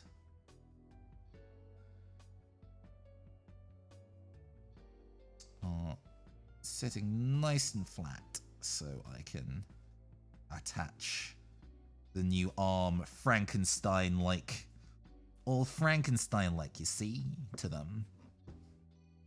We can even use our craft knife a little bit to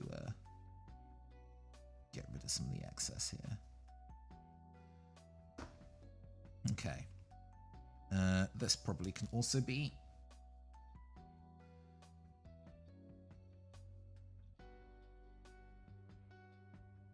halved away a little bit. Really, I should put the mask back on if I'm going to be doing that a lot. But we were able to kind of slice off the discs using our clippers, so that saves me a little bit of headache. Sorry, I should be making sure that we're doing this in line of the camera so you can see what I'm doing. Yeah, that set really nicely. I don't think I need to do too much there.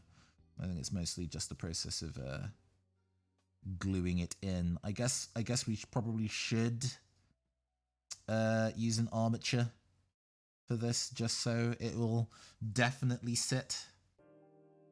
We've done this a handful of times now, so it shouldn't be a problem to do again. We're gonna drill in the armature on this side. So we're going to use our pin vise to go and drill a small hole here that we're going to be putting our paperclip inside. I don't need to make it too deep, just deep enough to get the paperclip to sit properly. Because obviously if I go too deep, I will drill through the plastic and poke myself on the other side. I have done that a number of times. It's faintly embarrassing. There we go. That looks good.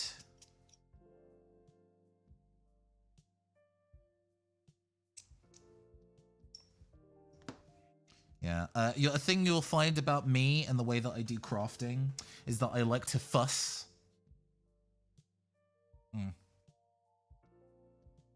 I'll get very close to finishing it. Oh, sure, thank you. We had to make sure that we were matching today, you know. Getting that pumpkin orange into the blood red in the duochrome. Yes. Yes. Hey, you know, I needed something to do. Today was a working from home day, so I, in between my regular tasks, I was like, okay, while I'm not being asked for anything, let's start putting the slap on, because it's been a hot second since I last did a full face of makeup. It's a thing I enjoyed doing. But it is A, time consuming, and B, feels a bit pointless if you're not specifically doing it for an event, you know? So I had to just specifically carve out the time and remember how to do some stuff. Some of the eyeshadow is a little bit shaky, mistakey, but it came out all right. The way that, excuse me, the way that I've exaggerated my eyebrows for this one is very good. I quite like how that turned out.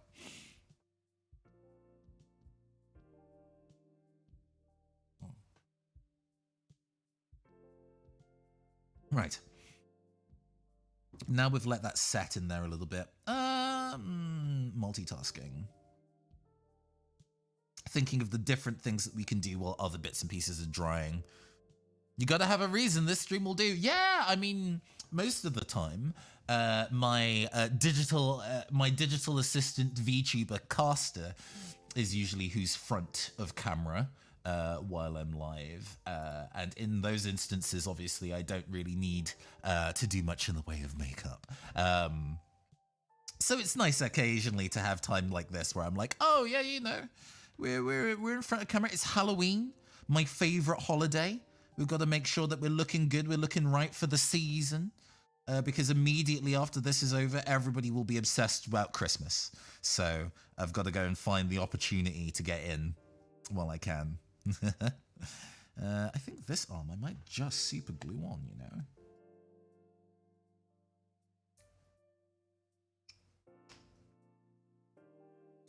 This one might be just straightforward enough to super glue into place.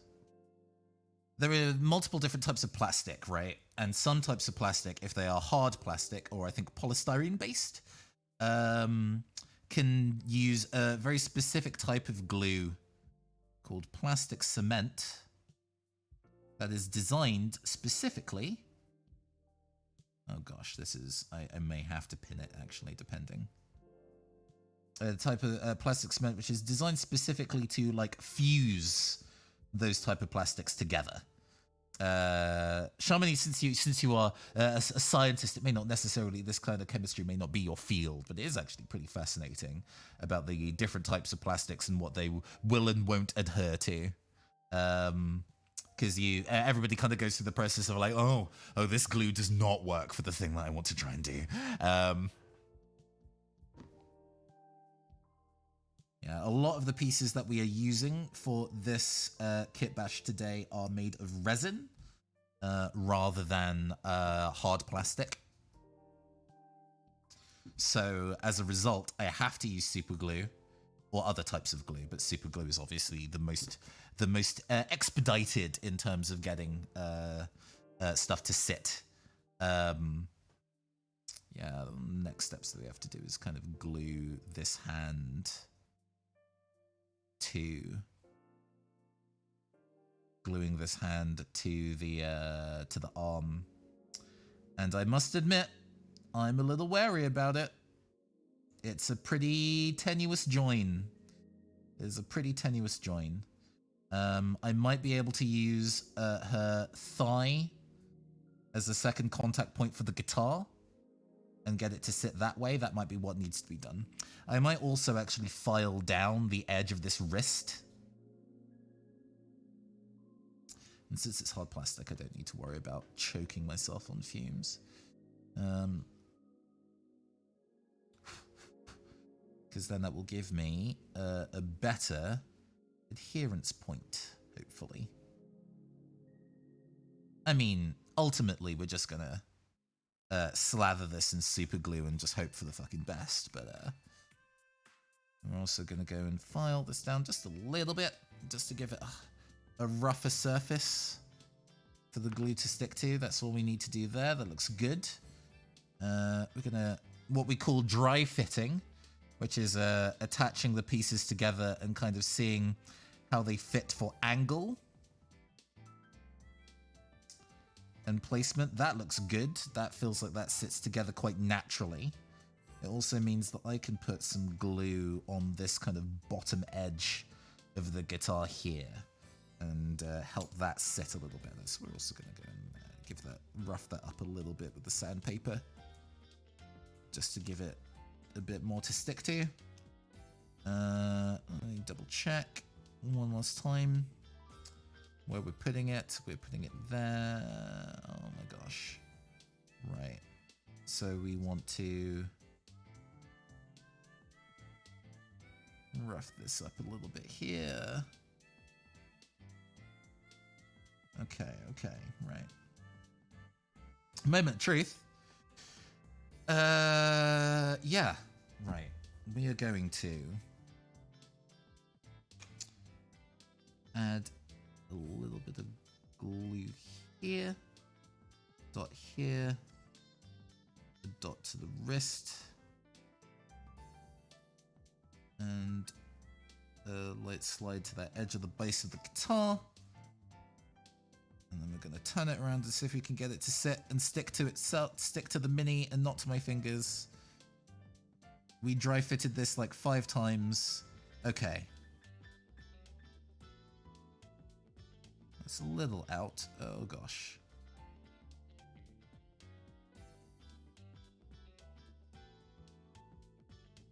Ooh.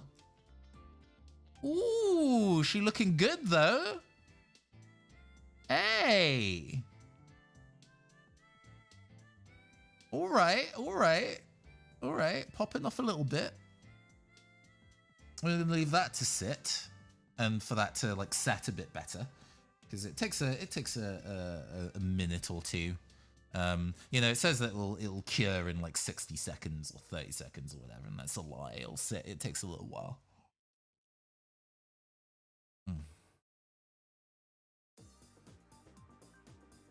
But while that is setting,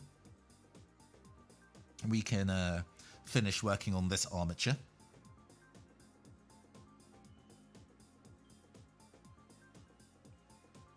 It doesn't need to be that deep, just about that deep. There we go.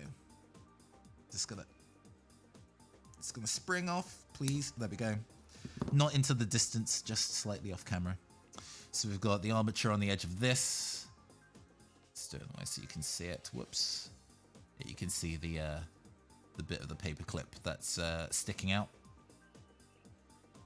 And we're gonna need to auger a hole in this arm so we can get that to sit properly. But oh my gosh, this has come together so quickly.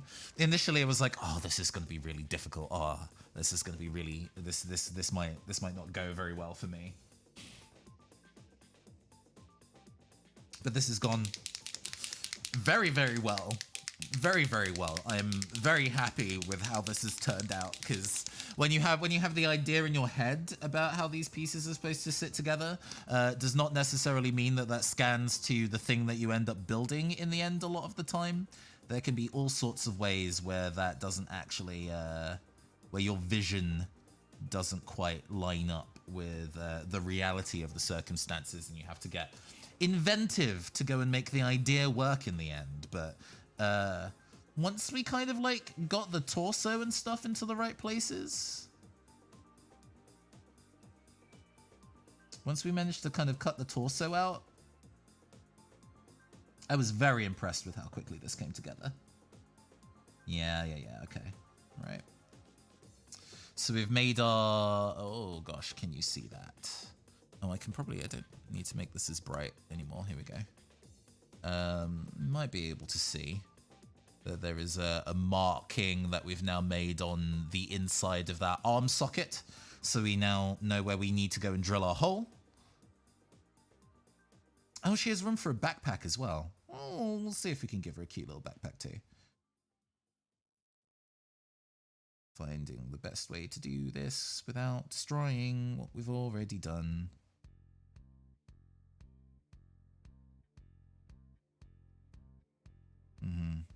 It's funny, even though I do a lot of tabletop RPGs, a lot of them are over the internet, where it's not especially necessary to have a miniature at all.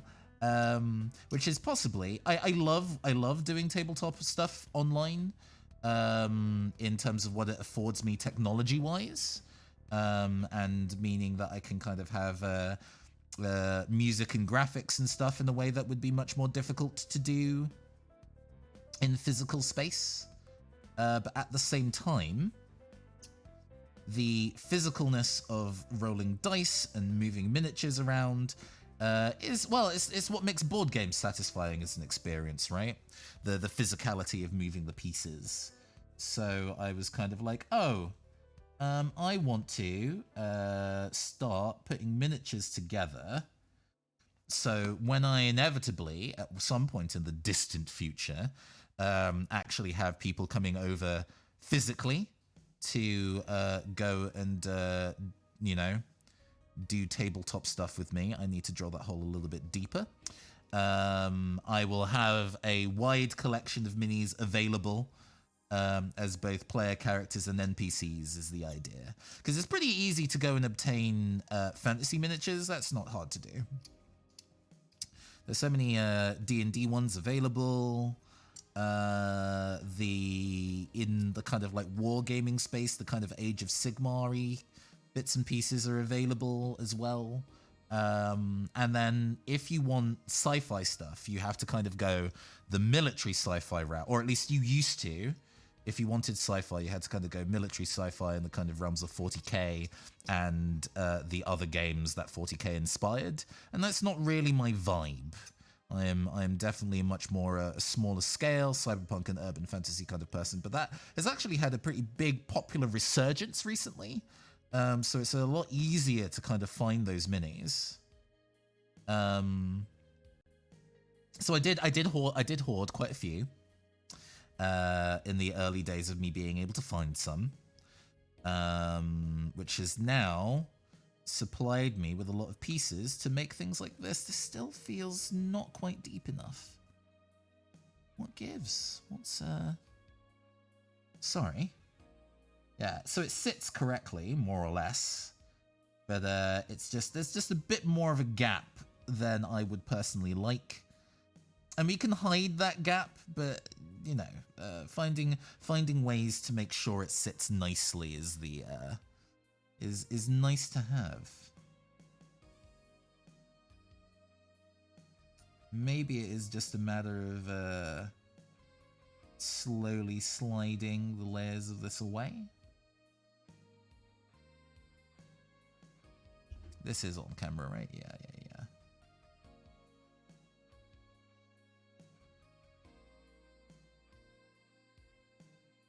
Okay. Sometimes these adjustments are the bits and pieces that are needed to kind of get it to where it needs to go. That sits a little bit better. A little loose maybe, but that's fine. Glue is going to be occurring. You're right. What's up, Cryptid? Just gave yourself a fright thinking a giant spider ran across your bed. Oh. You're not one for spiders, huh? I don't mind spiders too much. I'm in one of those spaces where I'm like, as long as we don't encounter each other directly, we're Gucci. You can get away with the stuff that you're doing, I'll get away with the stuff that I'm doing. But you have to operate in a space separate to me. If you're where I'm at, then we have a problem.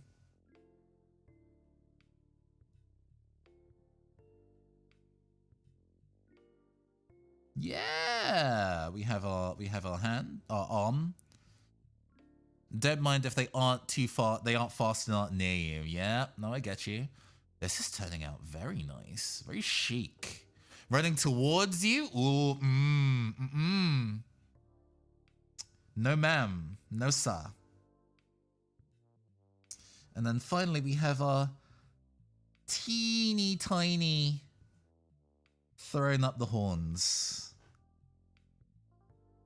The model is looking good. Thank you, everybody, for keeping me company while I've worked through putting this together. This has been a very good one. Oh, that's easy. I don't even think I need to do any apertures or anything for that. I can just dollop some glue in there.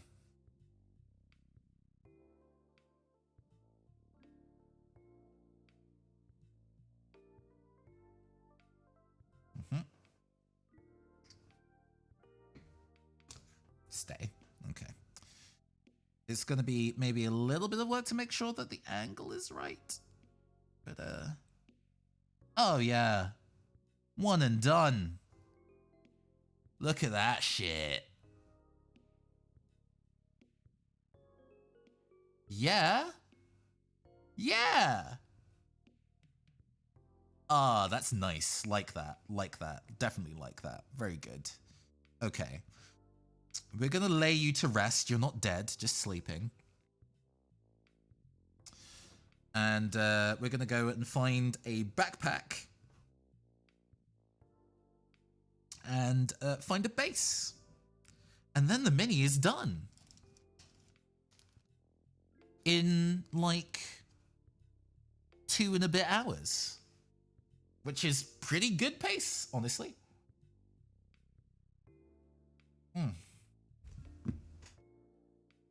Sorry, hold on.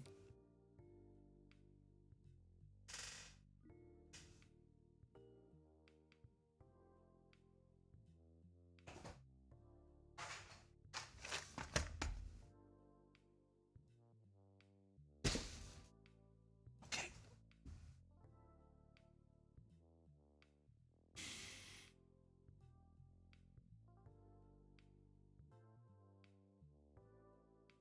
Ooh. Box of bases. We have many a base available. Let's see if we can find a street one, because we definitely feel this character definitely feels like she's a street performer. There's also this one. There's also this one. There's also this one's a little smaller. Because it's also about the kind of like proportionality to the base. Sometimes minis can feel a little weird if they are standing on a base that's like too small. Like she's the design is narrow enough where we could have her on this style base, but does that feel small? Conversely, is she a bit lost standing on the base this size? Like, does it lose it if there is like too much empty space here? We have the option. Whoop. If chat has any preferences, I am open to hearing. But yeah, we can either go for the what's the actual size of this? Yeah, this is the 20. This is smaller than 28. It's like 26 or so. Whereas this is more in the realms of like what, 30, 32? 30. Yeah, 30mm base. Okay, so we have options. I don't know.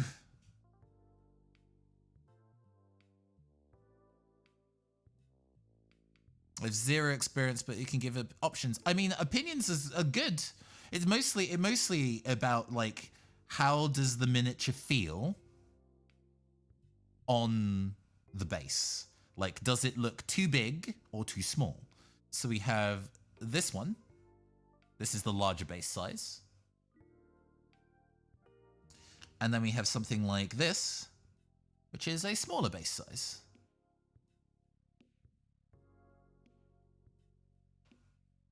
It's not super important, but it's kind of nice to think about. Some games do care about base size, but it's like, you know, it is what it is. Nobody's going to go to design jail for choosing a size that's not quite perfect. There's also a little bit of additional plastic on the base that I can trim. Get rid of you. Yeah, get out of here. There we go. Nice. So it's a bit flatter. There we go. Excellent.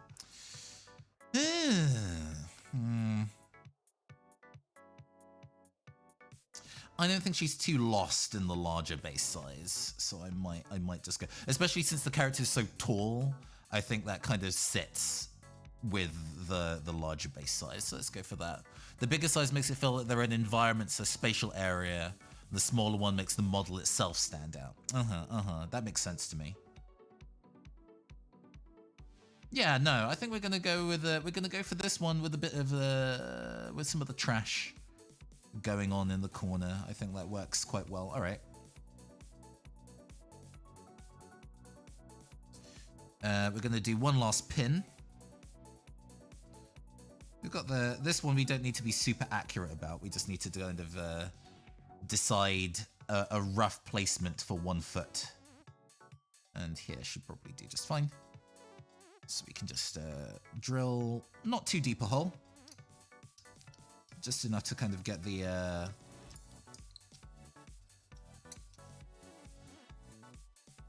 paperclip to sit in comfortably. Such a tiny drill. You can change the drill bit sizes. This drill bit size is specific because it matches. It's just slightly larger than a paperclip, so it's very very useful for doing this specific job. But you can find drill bits of a variety of different sizes. We have a kit that kind of goes up to about 1 millimeter and change in size, in diameter rather. For a wide variety of different things. Some people, if the character has a gun, like to drill a hole in the barrel, so it feels like it actually has a recess inside the gun. That's a pretty popular thing for people to do. Yeah, that seems good.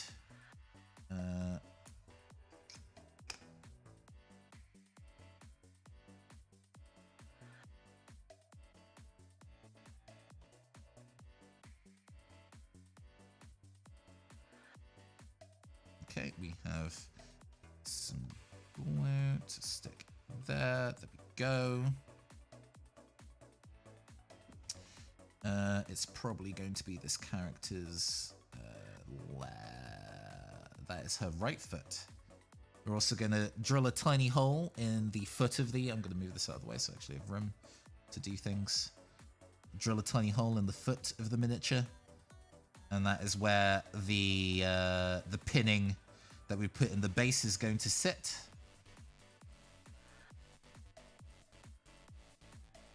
Yeah, this hole is in the right place without it being in danger of piercing through anything important, like my fingers.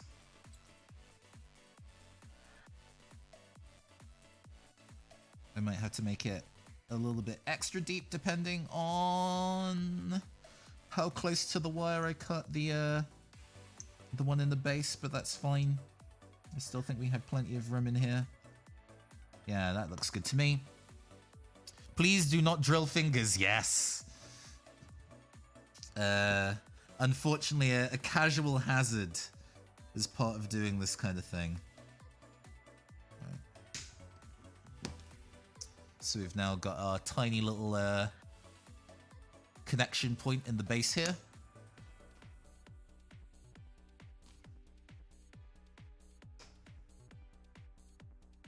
We've got our glue.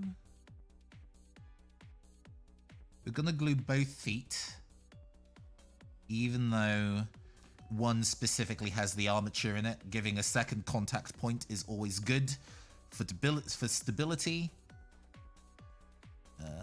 Come on. Be nice if this actually slotted in before the glue dried. There we go.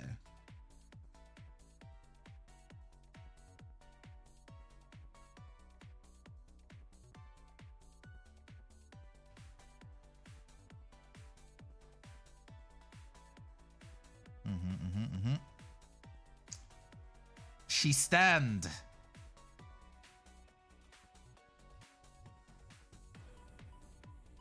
She stand. Hey. Nice. All right. Get rid of little bits of spare plastic. Just get out of my sight. Excellent. Right. Last thing. Because we like having the finishing touches and we like to do these kind of things properly, let's give her a backpack.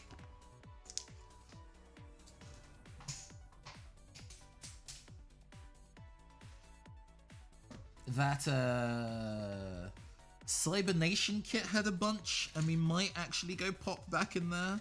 We could give her a cape. We could give her a cape. But I think that would be a bit much. I think that would be overdoing it. I don't know if that suits the character. I don't know if that suits the character very much. But I mean, like, they are so over the top, some of these. This is some proper, like, Game of Thrones, like, fur-lined shit. But yeah, not for this one. Not for this one. I recently got some post-apocalypse themed ones actually, but we'll use those for a different mini. This is the backpacks. Move that one. Oh, this is the one I was looking for. Potentially that. These are kind of like cuter ones that we can have. Kind of camping one.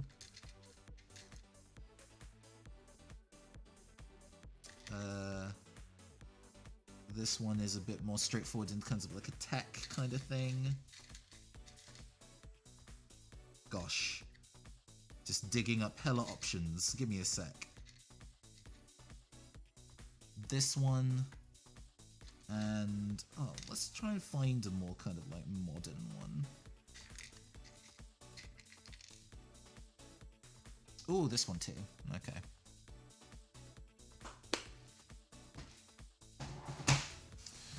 So we have a kind of like a pretty kind of like, let me go and change the focus again so we can discuss this properly.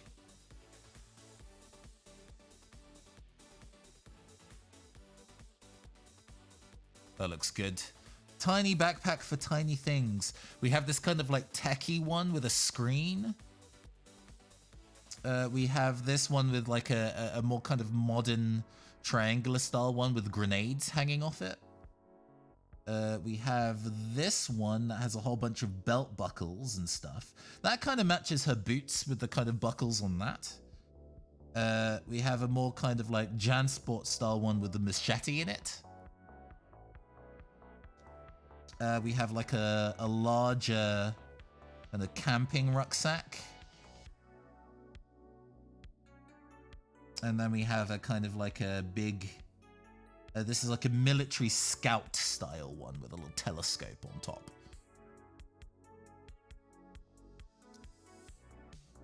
Yeah. The one with the belting on it might be a good call, because that then aesthetically fits with her boots, right? That might be what's needed. There was also...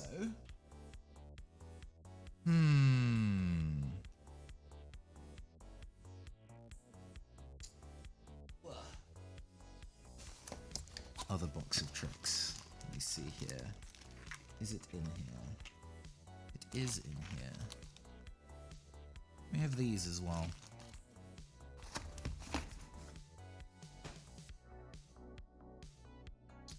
Somehow only just noticed.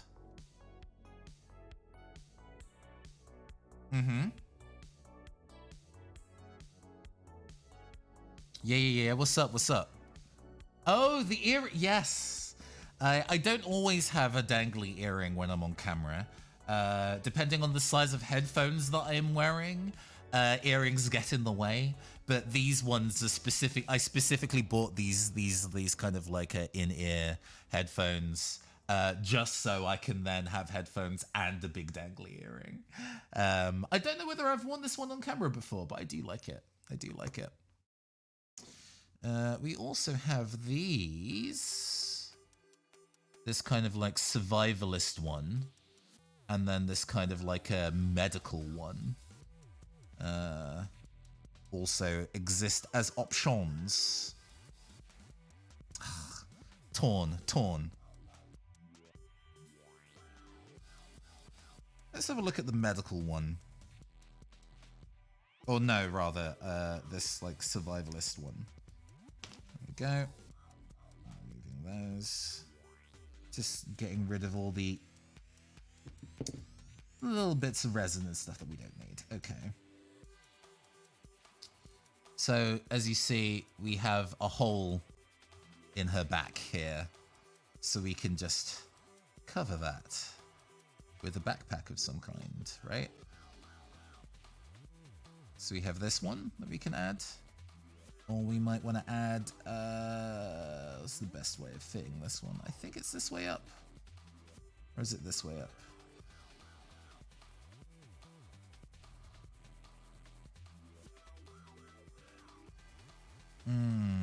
Yeah, too many options. Too many options. Unfortunately, decision paralysis and these kind of things can be a thing. So I may have to make an executive decision. I think actually going for a larger backpack is going to be useful for hiding some of my gluing problems.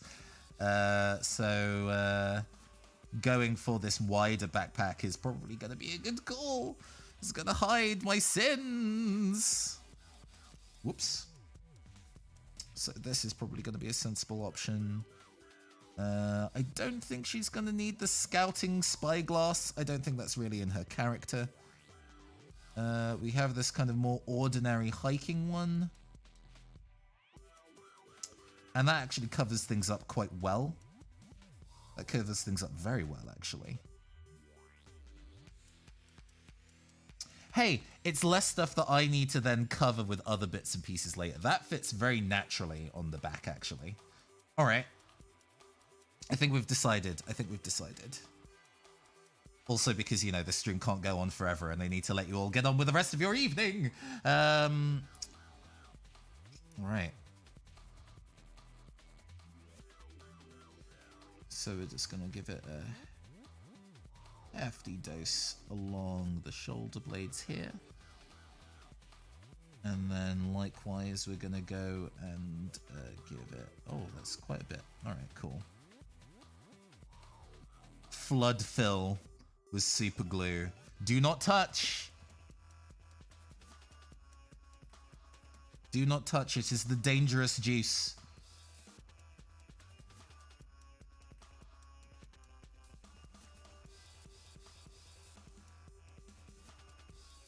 Put it to sit nice and stably. Sorry, just giving it a second. Wallet. Yeah. All right. Rip fingies if touch. Yeah, I've managed to not get any super glue on my fingers today, which is usually when we kit bash, it doesn't go that well. I'll tell you this for free. You will get your fingers covered in super glue if you pick this up as a hobby. But this time we escape. This time we escape with a really nice model as well. This has come out so nicely. I really like this. I was worried that I would have to go and do a bunch of like green stuff bits and pieces. But I think we entered in with the kind of like right approach of finding the right items that would fit together well, even if they weren't built to. Very impressed about actually taking entirely disparate torso and legs and getting them to come together. Me with contact cement and cosplay props, yeah. But no, that's come out real nicely. I'm gonna continue to rotate it for the camera a little bit so you can see. Because even the back of the speaker sits really nicely in the hood. Hey, BTuber! Hey, B! How's it going? Welcome. Thanks for hanging with us if you've been lurking this entire time. Hope you are having a good Halloween. Nice. I mean, you're dealing with the operator of Caster today rather than my AI digital assistant. So this is why you are seeing a human person rather than the regular AI androgynous AI game show host. But thank you for joining us all the same. Oh, this came together super nice. I mean, technically you arrived to the end of the stream, but that's okay. Because, well, we now get to have the joy of passing this over to other people. I'm just gonna go and stop the jams and then move over to here. Whoop. Hey, thank you very much. After all, we needed to make sure that we were on point. We were on point for Halloween. We needed to look appropriately devilish. In the craft apron too that I sewed myself. Got to make sure you don't get any super glue on the finery. You know what I'm saying? But yeah, this went really well. I always enjoy building minis with y'all. I really do enjoy putting these together. I enjoy making. I swear I definitely enjoy. Sewed myself. Yes. Yes. I definitely enjoy making minis and kit bashing minis more than I enjoy painting them sometimes. Oh gosh, yeah. And, I'll show it off a little bit. So there's two pockets. There's one in the titties right here, and then there's another pocket down here as well. Huge. I can easily fit a Nintendo Switch in here. Gotta love a titty. I mean, when you have all the art supplies, I mean, if I started running out of table space, right? Just putting them away. Just putting them away in the titties. Fill so many in here. Gotta make sure you don't put the really sharp ones in there, because then obviously it'd be a bit of a bad idea trying to get them back out again. But yeah. Very, very happy with how it's turned out today. And thank you, everybody, who joined me for this adventure. Let me go and retrieve the shiny, expensive card that we pulled from Pokemon today. Hold on. Whoop. Move them all the way over here.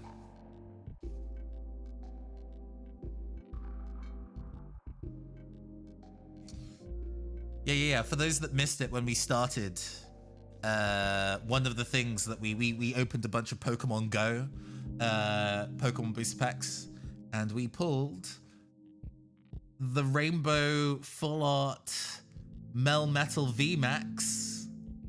Yes, my shirt is indeed Haunters, and the cuffs are Kadabras. Yeah. I knew that we would be doing Pokemon today, and I knew that we were spooky. I had this custom made. There's a website called Pokemon Shirts where you can like custom order Pokemon shirts in a wide variety of different fabrics done by graphic designers. They are expensive, but I figured if I bought one, I would definitely wear it on a regular basis, and I've definitely worn this a bunch of times. It actually came out a little short, so I had to separately go and get some fabric in the sleeves and go to a tailor. You can actually see that there's a bit of a color discoloration around here because it's two separate pieces of fabric. But at distance, you'd never know, right? I mean, yes, partially Pokemon in general has to be expensive, but also it's a shirt made to order with custom fabric, so of course it was going to be expensive. I think they've branched out into One Piece now, so you can buy One Piece shirts from the same site. That's not a fandom I'm part of, but you know, they've got to be a thing. They've got to be a thing. But yeah, this is me just flapping my gums now. What's coming up? On Thursday, you can see me at 7:30 p.m. GMT, because we're back to wintertime. We're back to our regular time zone. We're no longer on summertime. 7:30 p.m. GMT for more Pokemon Mystery Dungeon. At that time, America should have gone back to EST. I think. We will see. Hopefully I didn't get the timing wrong. And then on Saturday, you will be able to find me at they're a week off us. Oh, so they'll be at the end of this week, I guess. So I'll just have to kind of make sure. I guess that will be like a 3:30 p.m. Eastern then. For them to be on time, but yeah. Thursday, we're back. More Pokemon Mystery Dungeon. It's turning out to be a very good game. I'm enjoying it a lot. It's very charming. And then on Saturday, I will be on the Valdrianth channel, streaming my tabletop RPG, Ballad of Conjurers. I do believe that I will be like 8 p.m. my time. I'll have to double check. I'm pretty sure it's 8 p.m. 8 p.m. until like 10. It's gonna be fun. Looking forward to it. It's gonna be rad. For now, though, let's go pass folks over to let's go see who else be streaming. Who else is live?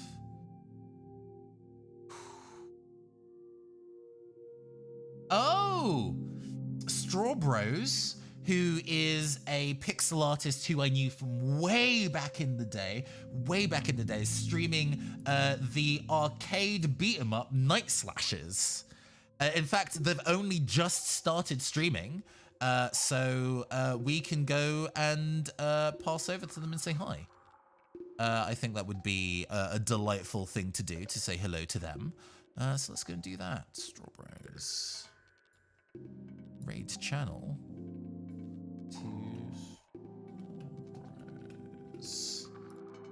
There we go. All right. We're going to go start that raid. Okay. I have been your androgynous android game show host from the future, Nathan Blades. This has been the Neon Costa Twitch channel, and we will see you all next time. Farewell. See you soon.